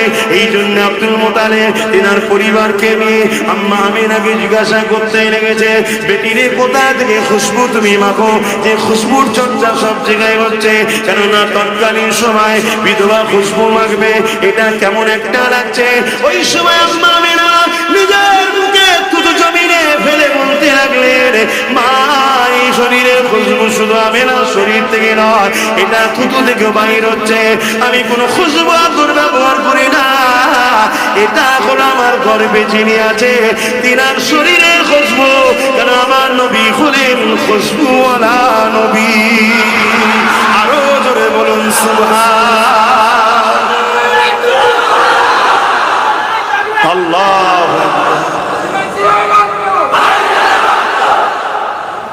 তাই আমার নবীর যখন শরীর থেকে পাসিনা বেরোতো, শুনছেন, আমার নবীর আহালিয়া আমাদের আম্মাজানরা ওই পাসিনাকে শরীর থেকে তুলে পাত্রে জমা করত। কোন ওকেশন অনুষ্ঠানে যখন গরিবের মানুষরা যেত, ওই পাসিনা লাগিয়ে দিত, পুরো ওকেশন মাত হয়ে যেত। সবাই বলতে, হাত ওর কোথা থেকে পেয়েছিস? আমার রাসূলের পাসিনা। জোরে অসুবিধা হচ্ছে, অসুবিধা হচ্ছে। হাই রে হাই রে হাই, সব থেকে অন্ধ হয়ে যেতে হবে যদি রাসূলের না হতে পারে। কথা মনে রেখে দিও, সব থেকে অন্ধ। এলেমের বাড়াই কিয়ামত দিন চলবে না, নামাজের বাড়াই কিয়ামতের দিন চলবে না। আরে নবীরা নফসি নফসি করবে, নবীরা কিয়ামতের দিনে নাফসি নাফসি করবে। কানা মিকদার 50 আলফা সানাতিন, 50,000 বছরের একটা দিন হবে। সূর্য তাপেতে জমিনটা যেমন লোহা আগুনে দিলে লাল হয়ে যায়, লাল হয়ে যাবে। ছেলে বাপের মুখে, বাপ ছেলের মুখে, মা মেয়ের মুখে, মেয়ে মায়ের মুখে করে পা দিয়ে দাঁড়িয়ে থাকবে, সহ্য করতে পারবে না। মাথার এক দেখতে এক হাত করে সূর্য আসবে, 12 গুণ তাপ বেড়ে যাবে। মাথার ঘিনুগুলো নাক দিয়ে গলে গলে পড়বে। ওদিন নবীরা নফসি নফসি করবে। তুমি হাজি কি করবে চিন্তা করো, তুমি নামাজি কি করবে চিন্তা করো, তুমি রোজাদার কি করবে চিন্তা করো। আল্লাহর হুকুম নামাজ পড়ার পরও নামাজের ফুটানি দেখাও না, রোজা রাখার হুকুম রাখো, ফুটানি দেখাও না, হজ করার হুকুম করো, ফুটানি দেখাও না। কেন? হজে যে কি হয়, হজে যে কি হয়, হজে গিয়ে পুরো নবীদের স্মৃতি বানানো হয়। জোরে বলি সুবহানাল্লাহ। এই যে মাকাম ইব্রাহিম, কি ইব্রাহিম সাল্লাল্লাহু পায়ের ছাপের একটা পাথর, হ্যাঁ, ইব্রাহিম সাল্লাল্লাহু পায়ের ছাপ একটা পাথর। কাবা আর আপনার বিচখানে পাথরটাকে রেখে 2 রাকাত ওয়াজিব নামাজ পড়তে হবে, তবে হজ হবে না, হজ হবে না। কেন? পাথর শিরক হবে না, এবং পায়ের ছাপ শিরক হবে না। ফতোয়া দাও না, না। কেন? ইব্রাহিমের পা হতে পারে, কিন্তু ওর পিছনে একটা রহস্য আছে। রহস্যটা হচ্ছে এই পাথরে দাঁড়িয়ে ইব্রাহিম আমার নবীর মিলাদ করেছিল। জোরে বলুন সুবহানাল্লাহ। কাবায় কি হয়? সাফা মারওয়ায় ছুটতে হয়। সাফা মারওয়ায় কেন ছুটতে হয়? আম্মা হাজেরা ইসমাইল আলাইহিস সালামের পানির জন্য ছুটেছিল। আরাফায় যেতে হয়, কিছু সময় হলেও যেতে হবে। কেন? ওখানে আব্বা আদম আর মা হাওয়া ওখানে এক হয়েছিল, কিছু সময় হলেও যেতে হবে। কথা বুঝে আসছে? তিনটে শয়তান আছে পাথর মারতে হবে, পাহাড় পাথরগুলো থামগুলো শয়তান নাকি? কিন্তু ও যদি শয়তান হয় তো এখানে গুলাচ্ছে কারা? ওই তিনটে থাম তো শয়তান না, তাহলে মারছেন কেন? না, ওখানে ইব্রাহিম সাল্লাম ইসমাইল সাল্লাম ছুড়েছিল, যখন কুরবানি করতে নিয়ে যাচ্ছিল ওদিকে আলোচনা করতেন, অন্যদিকে চলে যাবো। আমি যেটা বুঝাতে চাইছি, এই যে 5 ওয়াক্ত নামাজ পড়ি, ফরজ, জোহর, আসর, মাগরিব, ঈশা, 5 ওয়াক্ত নামাজটা, এটাও তো নবীদের ইয়াদ, এটাও তো নবীদের স্মৃতি। যদি আদম নবীর স্মৃতি বানাতে পারি, মুসা ইব্রাহিম নবীর স্মৃতি বানাতে পারি, তাহলে আমার রাসূলুল্লাহর বানাবো না? ফজরের নামাজটা কি? আদম আলাইহিস সালাম 2 রাকাত নামাজ পড়েছিলেন, শুকরানা নামাজ, শুকরিয়া। রাতের অন্ধকার কেটে যাচ্ছে, দিনের আলো ফুটছে, আল্লাহর কাছে 2 রাকাত নামাজ পড়লে ওই নামাজ উম্মতে মুহাম্মাদির জন্য আল্লাহ ফরজ করে দিল। জোরে বলুন সুবহানাল্লাহ। জোহরের 4 রাকাতটা কি? ঈসা আলাইহিস সালাম জন্ম হলেন, ইসমাইল ইব্রাহিম আলাইহিস সালাম শুকরিয়া 4 রাকাত নামাজ পড়লো, আমাদের জন্য আল্লাহ 4 রাকাত ফরজ নামাজ করে দিলেন। মাগরিবের নামাজটা 3 রাকাত কেন? 4 রাকাতই ছিল। হযরতে নবী আইয়ুব আলাইহিস সালাম দীর্ঘদিন বিমারে ছিলেন, 18 বছর কম বেশি বিমারে থাকার পরে আল্লাহ সুস্থ করে দিলেন। হুজুর উঠে শুকরানা 4 রাকাত নামাজের নিয়ত করলেন, 3 রাকাতের পরে আর উঠতে পারলেন না, বসে গিয়ে সালাম ফিরালেন। 3 রাকাতই আমাদের জন্য ফরজ, কিন্তু 4 রাকাতের সওয়াব হয়। জোরে বলুন সুবহানাল্লাহ। সব নবীদের ইয়াদ বানাচ্ছে আল্লাহ। সেলিব্রেশন, অনেকে বলে ইসলামে ইয়াদগার নাই, সেলিব্রেশন নাই, স্মৃতি বানানো নাই, এটা আমাদেরকে গুমরা করা হচ্ছে। পুরো ইসলামের মধ্যেই দেখুন না, সব আল্লাহ তার মাহবুবদের সেলিব্রেশন করাচ্ছে এবং মাহবুবদের কদমে কদমে ঘোরাচ্ছে। ইব্রাহিম নবীর পায়ের গোড়ায় নিয়ে যাচ্ছে, আম্মা হাজেরার পায়ের গোড়ায় নিয়ে যাচ্ছে, জমজম পানি ইসমাইল নবীর পায়ের গিরালি লেগে উঠা সেখানে নিয়ে যাচ্ছে। আয় 5 লাখ টাকা খরচ করে আমার মাহবুবের কদমে কদমে ঘোর। এ থেকে বোঝা যাচ্ছে ওলি আউলিয়াদের কদমে কদমে ঘুরলেই তুমি আল্লাহ পাবে। জোরে বলি সুবহানাল্লাহ। কথা কিছু মাথায় ঢুকছে? আজ আমরা মনে করেছি সস্তা ইসলাম হয়ে যাবে। না, অনেক টাকা হতে পারে, অনেক বাড়ি হতে পারে, অনেক কারবার হতে পারে, অনেক ভিআইপি হতে পারো, তোমাকে সমাজ স্যালুট করে, ঠকে অনেক কিছু বলে, কিন্তু তোমার দিলে হুজুর আছে। তুমি হুজুরকে কোন নজরে দেখো? হুজুরকে কত ভালোবাসো? হুজুরের বিষয়কে কিছু বলে তোমার বুকে ব্যথা হয়? তার সঙ্গে দূরত্ব বজায় করো। যদি হয় তুমি কামিয়াবি, যদি না হয় কামিয়াবি নয়। খুব ভালো তারা শুনে নাও, ভালো তারা শুনে নাও। দাওয়াতের আশায় জলসা করতে বেরোই না, হুজুরের গোলামি করার জন্য জলসা করতে বেরোই। কেন আব্বাস সিদ্দিকী জান্নাত যেতে পারবে না? নামাজ আল্লাহ পড়াই পড়ি, জোহরও পড়েছি আপনার হায়দ্রাবাদে এসে, ব্যাঙ্গালোরে এসে, আসরও পড়েছি, মাগরিবও পড়েছি, ঈশাও পড়েছি, ফজর ঘরে পড়েছি। জানি না ফজর হবে আমি উঠবো কি জানি না। আল্লাহ যদি আমায় ভায়াতে রাখে, তিনি যদি দয়া করে, আয় আমায় সেজদা দে, তবে তো আমি পারবো, তবে তো আমি পারবো। 80 বছর 90 বছরের বুড়ো শীতকালে উজু করে মসজিদে যাচ্ছে, জন ছিল কম্বল মুড়িতে শুয়ে আছে, কেন? ওর নসিবে নাই আল্লাহকে সেজদা করা, ওই মুরব্বি সেজদা করা বয়স আল্লাহ কপালে রেখেছে। এটা আল্লাহ শুকরিয়া আদায় করো যে আল্লাহ আপনাকে সেজদা করতে দিচ্ছেন। কিন্তু এগুলো দেখি আল্লাহর কাছে বাহানা হবে না, বাহানা হবে হুজুরের প্রেম, হুজুরের প্রেম, হুজুরের ভালোবাসা। এটা জান্নাত যাওয়ার রাস্তা। আপনারা হজে যান না? হজে এই ঝয় যাই না, যায় না, কি লাগে হজে যেতে গেলে একটু বলবেন না? ভিসা, ভিসা, ভিসা লাগে। আমরা মানুষ বা মুসলিম, এটার নাম হলো পাসপোর্ট। আমরা মানুষ বা মুসলিম, এর নাম কি? পাসপোর্ট। খুব ভালো করে বুঝবেন। আপনি এখান থেকে গেলেন, কয়েক কোটি টাকা আপনি নিয়ে যাচ্ছেন, বা আপনি পৃথিবীর সব থেকে ধনী লোক। আপনি যখন এখান থেকে চলে গেলেন, সৌদি এয়ারপোর্টে যাওয়ার পর আপনার পাসপোর্ট ভিসা দেখবে না? দেখবে না? বলুন বলুন। এটা নিজাম, এটা আইন, এটা কানুন। এই কানুনকে ব্রেক করা যায় না। হয়তো আপনাকে স্পেশাল ভাবে দেখা হবে, কিন্তু দেখাতে হবে ভিসা হ্যাঁ। अगर ভিসা है तो आ जाइए, वेलकम अहलन सहलन। और ভিসা যদি না হয়, আপনি যেই হন, प्रेसिडेंट हो रहा जय हन, फिरे जान ना बेटे। हमारे मुल्क में आने के लिए सऊदी एम्बेसी का स्टाम्प ভিসা लगाना जरूरी है। ये थप्पा लिए আসতে হবে, তবে হবে না, হবে না। দুনিয়ায় এক দেশ থেকে আরেক দেশে যেতে গেলে যদি নিজাম হয় ভিসা লাগবে, দুনিয়ার দেশ থেকে জান্নাত দেশে যেতে গেলে একটা ভিসা লাগবে। ওই ভিসাটা দুনিয়ায় হলো ভিসা অফিস, আমরা মানুষ, এটা হলো পাসপোর্ট, আর আমাদের দিলটা তো স্টাম্প লাগাতে হবে, ওই ভিসাটা হলো মুহাম্মাদুর রাসূল। জোরে বলুন সুবহানাল্লাহ। ওই ভিসা যদি থাকে তাহলে তুমি এন্ট্রি হতে পারবে, আর না হয় হবে না। খুব ভালোভাবে বুঝে নেন। সেই নবী এসেছিলেন। আম্মা আমেনা বলছেন, আমি বড় একা ঘরের মধ্যে চিন্তিত হচ্ছি কি হবে। হঠাৎ করে আমার ঘরটা আলোয় আলোকিত হয়ে গেল, দেখলাম জান্নাতি 3টে হুর এসেছে। সুবহানাল্লাহ। আমি আপনি যখন মায়ের পেট থেকে এসেছিলাম, আমার আপনার আম্মারা নাপাক হয়েছিল, কিন্তু আমার রাসূলুল্লাহর আম্মা নাপাক হয়নি। আমার আপনার মায়ের সঙ্গে বাচ্চার নাভির কানেকশন ছিল, আমারও ছিল। কেটে ডাক্তার চিমটি দিয়েছে, ওখানে চিমটি দিয়েছে। আমার রাসূলুল্লাহর আম্মা বলছে আমার নাভির সঙ্গে কোনো কানেকশন ছিল না। আমি আপনি মায়ের পেটে ছিলাম, পেট বড় হয়েছিল, ভারী লাগছিল। আমার রাসূলুল্লাহর আম্মা বলল পেট বড় হয়নি, ভারীও হয়নি, কেন নবী নূর। জোরে বলুন সুবহানাল্লাহ। আমি আপনি যখন দুনিয়া এসেছি, নাপাকি হয়েছি, ব্যথা হয়েছে, যন্ত্রণা হয়েছে, এলাকার মানুষ জেনে গেছে একটা সন্তান হচ্ছে। আম্মা আমেনা বললেন সামান্য একটু ঝটকা লাগলো শরীরে, চোখটা খুলে দেখলাম ঘর আলোকিত হয়ে গেছে।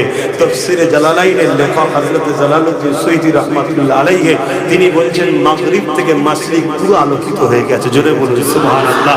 আমার নবী আশা বরকতে, এটা হচ্ছে মিলাদুন নবী হচ্ছে, এতক্ষণ পরে মিলাদুন নবী হচ্ছে, জলসার হক আদায় হচ্ছে। কথা বুঝে আসছে? তার আগে আরো কিছু ছিল, একটু ঝালাই করে দিয়ে গেলাম, কেন আর আসবো কি না আসবো পরের কথা, একটু ঝালাই করে দিয়ে গেলাম। অসুবিধা হচ্ছে নাকি? আম্মা জান আমেনা হোসেন করতে লেগেছে। আমার রাসূল পাক সাল্লাল্লাহু আলাইহি সাল্লাম দুনিয়ায় আসলেন। আমার নবী পাক আসার পরে পুরো ঘর আলোকিত হয়ে গেল। কিছুক্ষণের মধ্যে কুয়াশা ঢুকে পুরো ঘরটা অন্ধকার হয়ে গেল। আমি চিন্তিত হলাম, কাঁদতে শুরু করলাম। গায়েবী আওয়াজ আসলো, আমেনা চিন্তা করো না, রাহমাতাল লিল আলামিনকে পুরো কায়নাত ঘুরিয়ে দেখানো হচ্ছে। জোরে বলুন সুবহানাল্লাহ। আমার রাসূল পাক সাল্লাল্লাহু আলাইহি সাল্লাম দুনিয়ার জমিনে আসলেন। শাম দেশের কি বলে পারস্যতে 1000 বছরের একটা আগুনের পুজো হতো। পারস্যই 1000 বছরের অগ্নি কোনোদিন বন্ধ হয়নি। আমার নবী যেই দুনিয়ায় আসলো তপ করে আগুনটা বন্ধ হলো। জোরে বলুন সুবহানাল্লাহ।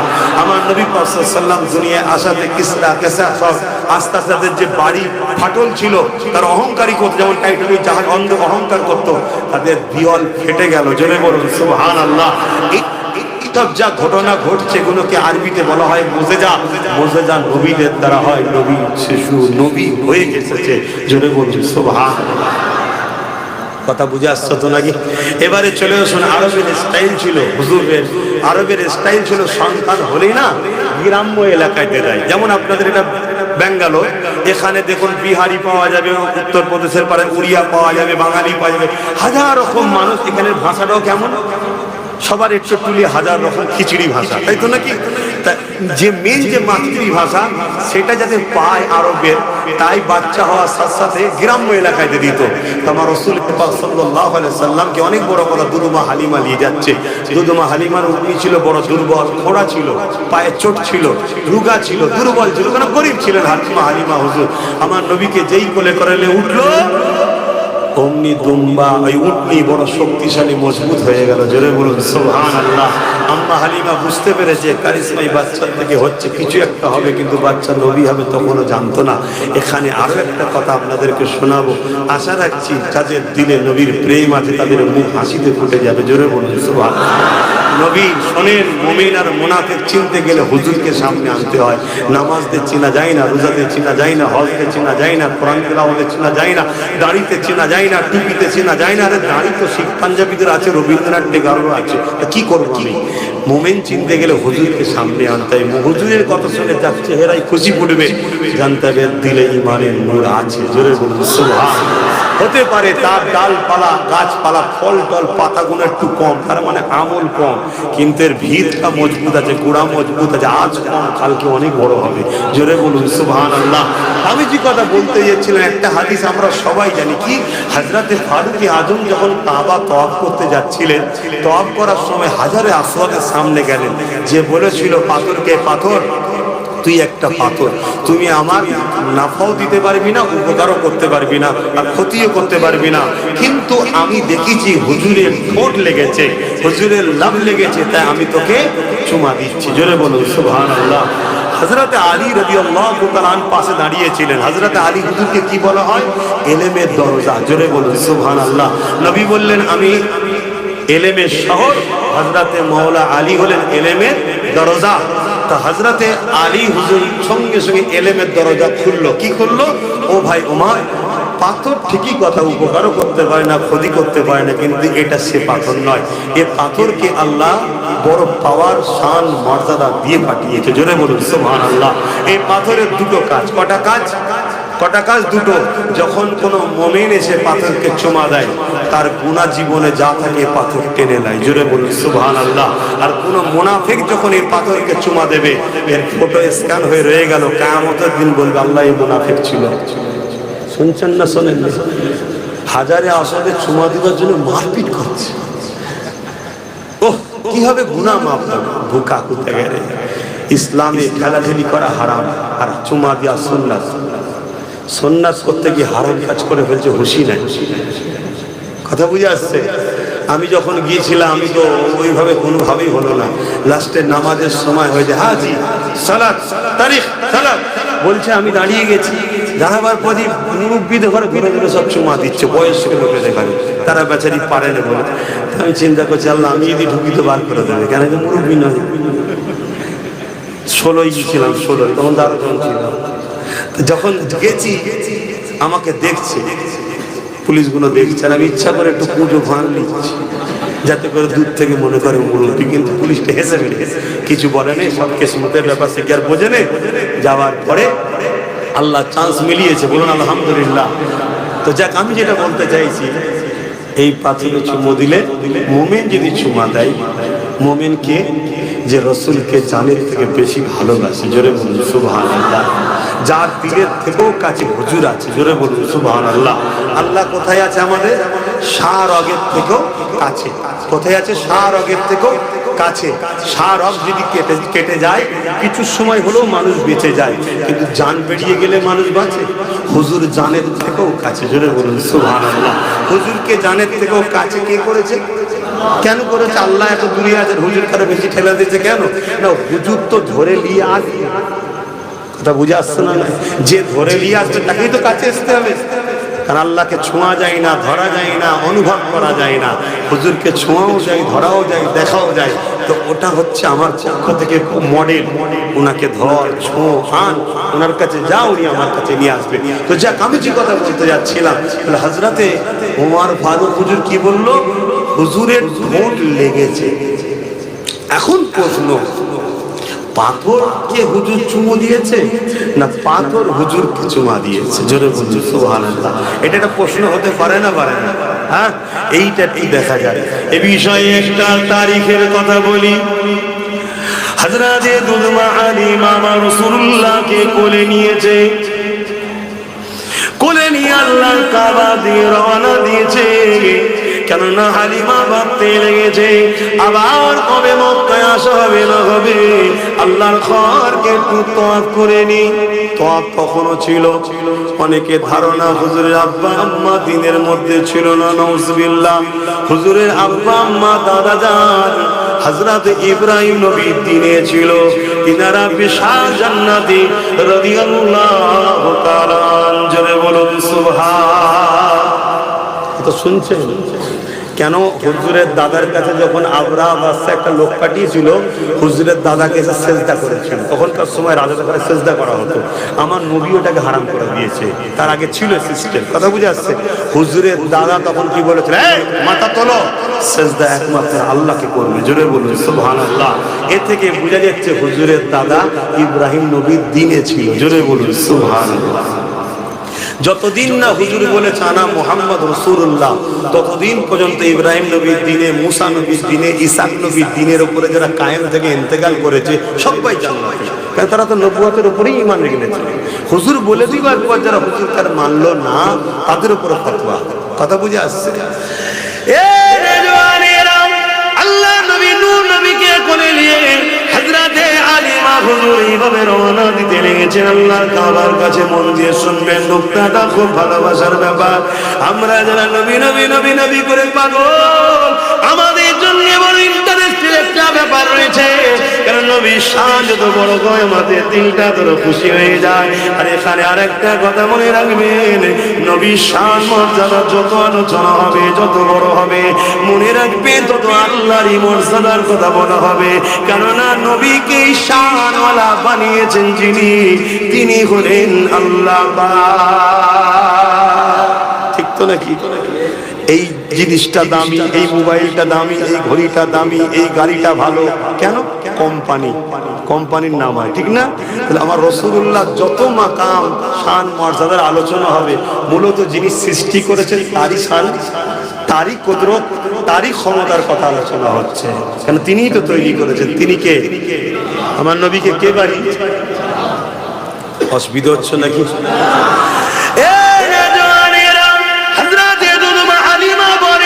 আমি মুহাম্মদ রাসূলুল্লাহ গেলেন শিশু নবীকে নিয়ে, তখন নবী হবে হালিমা জানতো না। এমন করে তিনি কোলে করে নিয়ে আমার এমন করে কাবার সামনে যেতে লাগলেন। হযরত হালিমা বলতে লাগলেন, এই জান্নাতি পাথরটাকে মুহাম্মদকে একটু চুমা খাওয়ায়। কেন? জান্নাতি পাথর হালিমা জানেন এই পাথরটা তৈরি হয়েছে ইনার নূর থেকে। কেন? জান্নাত তৈরি হয়েছে আমার রাসূলুল্লাহ নূর থেকে। জান্নাতকে জিজ্ঞাসা করা হয়েছে, জান্নাতে তোর জন্য তো আমরা পাগল, তোর জান্নাতটাকে? জান্নাত বলছে, আমার জান্নাত হলো মুহাম্মাদুর রাসূল। এ নওজওয়ান তরুণেরা, হযরত দুদমা হালিমা বলেন, যখন আমি এই নিয়ত করে মুহাম্মদ রাসূলকে পাথরকে চুমা দেবো বলে আর কোল থেকে যখন আঘাতে লাগলাম, আমি হালিমা অবাক হয়ে গেলাম। এই কাবায় লেগে থাকা পাথরটা শূন্যে ভেসে যেমন চুম্বক টানে আমার রাসূলুল্লাহ ঠোঁটে লেগে যায়। এ থেকে বলতে আমি বাধ্য হচ্ছে, রাসূলুল্লাহ পাথরকে চুমা দেয়নি, পাথর আমার নবী ঠোঁটে চুমা দিয়ে নিজেকে ধন্য বানিয়েছে। সেই নবীকে ভালোবাসেন, প্যার করে, মহব্বত করে।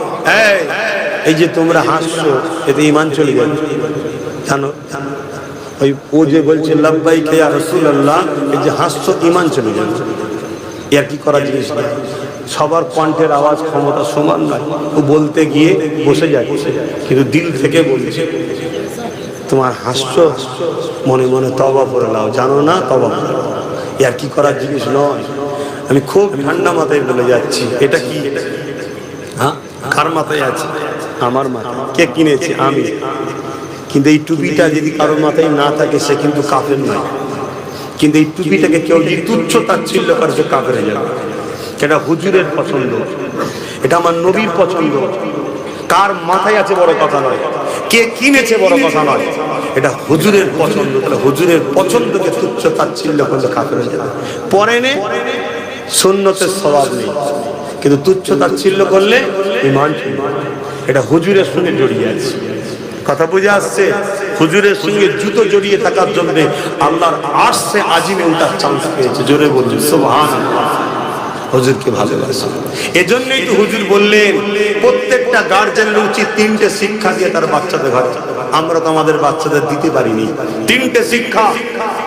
আজকে সবাই ডাক্তার বানাচ্ছেন, উকিল বানাচ্ছেন, জজ বানাচ্ছেন, ডিএম বানাচ্ছেন, ভিডিও বানাচ্ছেন, বানান, কোনো আপত্তি নেই, করুন। কিন্তু মনে রাখবেন, তাম পৃথিবীর সব থেকে বড় বিজ্ঞানীকে নিয়ে আসেন, এক জায়গায় বসান, আর আমার ঘরের মাদ্রাসার 8 বছরের বাচ্চাটাকে নিয়ে আসেন, বসান। তাম পৃথিবীর বড় বিজ্ঞানীকে জিজ্ঞেস করুন 7 ভাগ আসমানের ওপরে কি আছে, সে বলবে লা আদরি, জানি না। আমার ঘরের মাদ্রাসার 8 বছরের ছেলেটা বলবে তার উপরে আল্লাহর আরশ আছে। জোরে বলুন সুবহানাল্লাহ। পৃথিবীর বড় বিজ্ঞানীও আমার ঘরের 8 বছরের ছেলের কাছে ফেল। এটা মুহাম্মদ রাসূলের বদৌলত। জোরে বলুন সুবহানাল্লাহ। তাই আমি বলবো, ডাক্তার করুন, ইসলামের নিষেধ নাই, ইংলিশ পড়ান, আরো সব জেনারেল লাইনে শিক্ষা দেন, অসুবিধে নাই, করতে হবে। কম্পিটিশনের সময় সব শিখতে হবে, কিন্তু হুজুর বললেন 3টে শিক্ষা আগে দাও। প্রথম নম্বর হলো রাসূলের প্রেম ও আদবের শিক্ষা দাও। দ্বিতীয় নম্বর নবীর আহালদের প্রেম আদবের শিক্ষা দাও। 3 নম্বর কোরআনের শিক্ষা দাও। এখন মাথায় ঢুকতে পারে 3 নম্বর কেন কোরআন বলবো? আরে কোরআনের লোডটাকে নিতে গেলে একটা জায়গা তৈরি করতে হবে। ওই মজবুত জায়গাটা হলো হুজুরের প্রেম ও হুজুরের আহালদের প্রেম। যখন দিলে হবে, দিলটা তখন মজবুত শক্তিশালী হবে, তখন তুমি কোরআনের জ্ঞান রাখতে পারবে।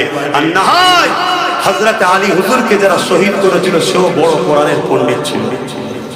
তার মাথায় ঢুকছে না ঢোকে নেই? হযরত ওমর ফারুক হুজুরকে যারা শহীদ করেছিল তারাও কোরআনের বড় পণ্ডিত ছিল, কিন্তু এই লোড রাখতে পারেনি, ওই জন্য লোড খালি রাখো। তো যাক, আমি অন্যদিকে চলে যাচ্ছি। খারাপ নেবেন, খারাপ নিচ্ছেন নাকি? খবরদার কোন জিনিসকে নিয়ে রহস্য করবেন না। আপনার সাউন্ড, সবার সাউন্ড কি সমান? কিন্তু সে দিচ্ছে ভালোবাসায়, লাব্বাইক ইয়া রাসূলুল্লাহ। তার মানে কি? হুজুর আমি হাজির আছি। তো হুজুর হাজির আছে বলার অসুবিধা কি আছে? হুজুর তো জানের থেকেও কাছে আছে। কথা মাথায় ঢুকছে না ঢুকে না? এই তো সমস্যা কোথায়? সাহাবা হুজুররা বলেছেন ইয়া রাসূলুল্লাহ, সাহাবা হুজুররা বলেছেন।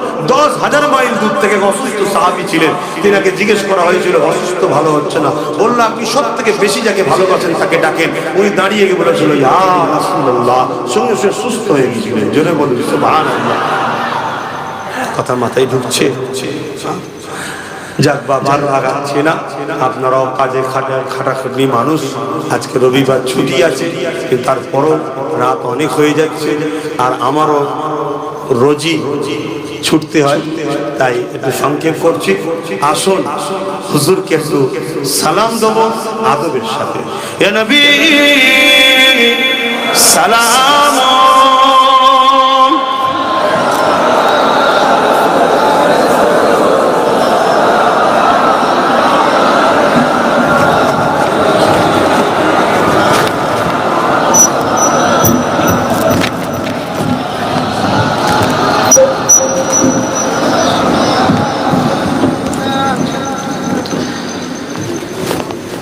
আমরা দরুদ শরীফ পড়ি বসে। দরুদ শরীফ পড়ি কি করে? বসে। কেন? দরুদ पढ़ने से उजरात मिलते हैं, सवाब नेकियां मिलते हैं, इसीलिए बैठ के दरूद पढ़ते हैं। और सलाम खड़े होकर देते हैं, क्योंकि जब हम सलाम देंगे मेरे नबी जवाब देंगे, तब आदब के साथ हम हुजूर का जवाब देंगे। बोलिए सुभान अल्लाह। কিন্তু এই দানাটা নিয়ে জোর জবরদস্তি করা, জোর জবরদস্তি করা এটা কিন্তু উচিত নয়। এটা প্রেমের ব্যাপার, ভক্তির ব্যাপার, দিলের ব্যাপার। কথা বুঝে আসছে? আপনারা দেখুন অনেকে জুতো পায়ে দিয়ে চলে এসেছেন হুজুরের মাহফিলে, আমি কিন্তু জুতো নিচেই খুলে উঠেছি, এটা আমার ভক্তি। যার যেমন ভক্তি। কথা বুঝে আসছে? কেন? এটা আমার কাছে মেম্বারে নবাবী শরীফ, এখানে হুজুরের কথা হবে, কোরআনের কথা হবে, এই জন্য আমি ভক্তি দেখিয়েছি। এটা প্রেমের ব্যাপার, এটা জোর জবরদস্তের প্রেম কখনো জোর করে হয় না, যার দিল থেকে যেটা বেরোয়। অতএব এটা কোনো শরিয়তের মাসলা ফতোয়া করার ব্যাপার নয়। কেন? মাসলা ফতোয়া এখানে থাকে, ঈমান এখানে থাকে। মাসলা ফতোয়া কোথা থাকে? এখানে। আর ঈমান এখানে থাকে। এখানে প্রেম আর আদবের জায়গা এটা, এটা ঈমানের জায়গা। আর মাসলা ফতোয়ার জায়গা এটা। আলেমকে যদি জিজ্ঞেস করো মাসলা এখান থেকে দেবে, আর আশিককে জিজ্ঞেস করো এখান থেকে কথা বলবে। কথা বুঝে আসছে? এটা প্রেমের ব্যাপার। বাবুল আদব কিতাবুল কিয়াম, সাহাবা হুজুররা নবী পাককে দাঁড়িয়ে দাঁড়িয়ে সালাম দিতেন। জোরে বলুন সুবহানাল্লাহ। নবী পাকের কলিজার টুকরি খাতুনে জান্নাত ফাতেমা তাজহারা রাদিয়াল্লাহু তাআলা আনহা হুজুরের ঘরে যখন আমার রাসূল যেতেন, হুজুরকে দেখে খাতুনে জান্নাত খাড়ে হয়ে যেতেন, দাঁড়িয়ে যেতেন, দাঁড়িয়ে গিয়ে সালাম দিতেন। জোরে বলুন সুবহানাল্লাহ। আবার আমার নবীর কাছে যখন ফাতেমা তাজহারা আসতেন বাপের বাড়িতে, আমার হুজুর ফাতেমা তাজহারাকে দেখে দাঁড়িয়ে যেতেন। জোরে বলুন সুবহানাল্লাহ। এসে হুজুর সালাম দিতেন। এটা হলো আদব আর স্নেহ, এই ভক্তি ভালোবাসার সাথে আমরা দিয়ে থাকি। এবং কোরআনে ইশারাতান আল্লাহ বললেন তাসলিমা, সবথেকে উত্তম ভক্তি ভালোবাসার সাথে হুজুরকে সালাম দাও, দিবার মতো করে দাও। তাই আমরা দাঁড়িয়ে সালাম দিই। কিন্তু এটা নিয়ে আবার বলছি, নিজেদের মধ্যে বাড়াবাড়ি, ঠেকাঠেকি, ঝগড়া ফাসাদ করা কোনোভাবে নবীর মান্য পালনের কাম্য হবে না। কথা কিছু বুঝে আসছে? কেন? আমাদেরকে একমুঠো হয়ে থাকা দরকার, একমুঠো হয়ে থাকা দরকার। অতএব আসুন আমরা প্যার ভরা ভালোবাসায় উচ্চ আওয়াজে দাঁড়িয়ে দাঁড়িয়ে হুজুরকে সালাতু সালামে নজরানা পাঠাবো। ইয়া নবী সালাম, ইয়া রাসূল, ইয়া নবী সালাম।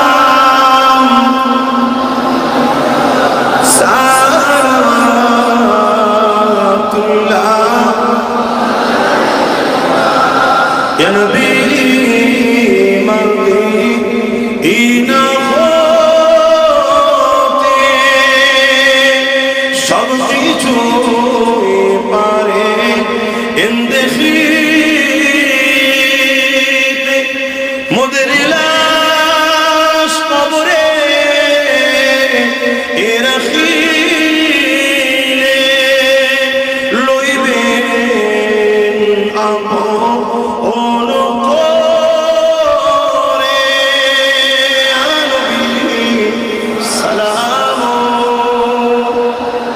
ইয়া রাসূল ইয়া হাবিব সালাম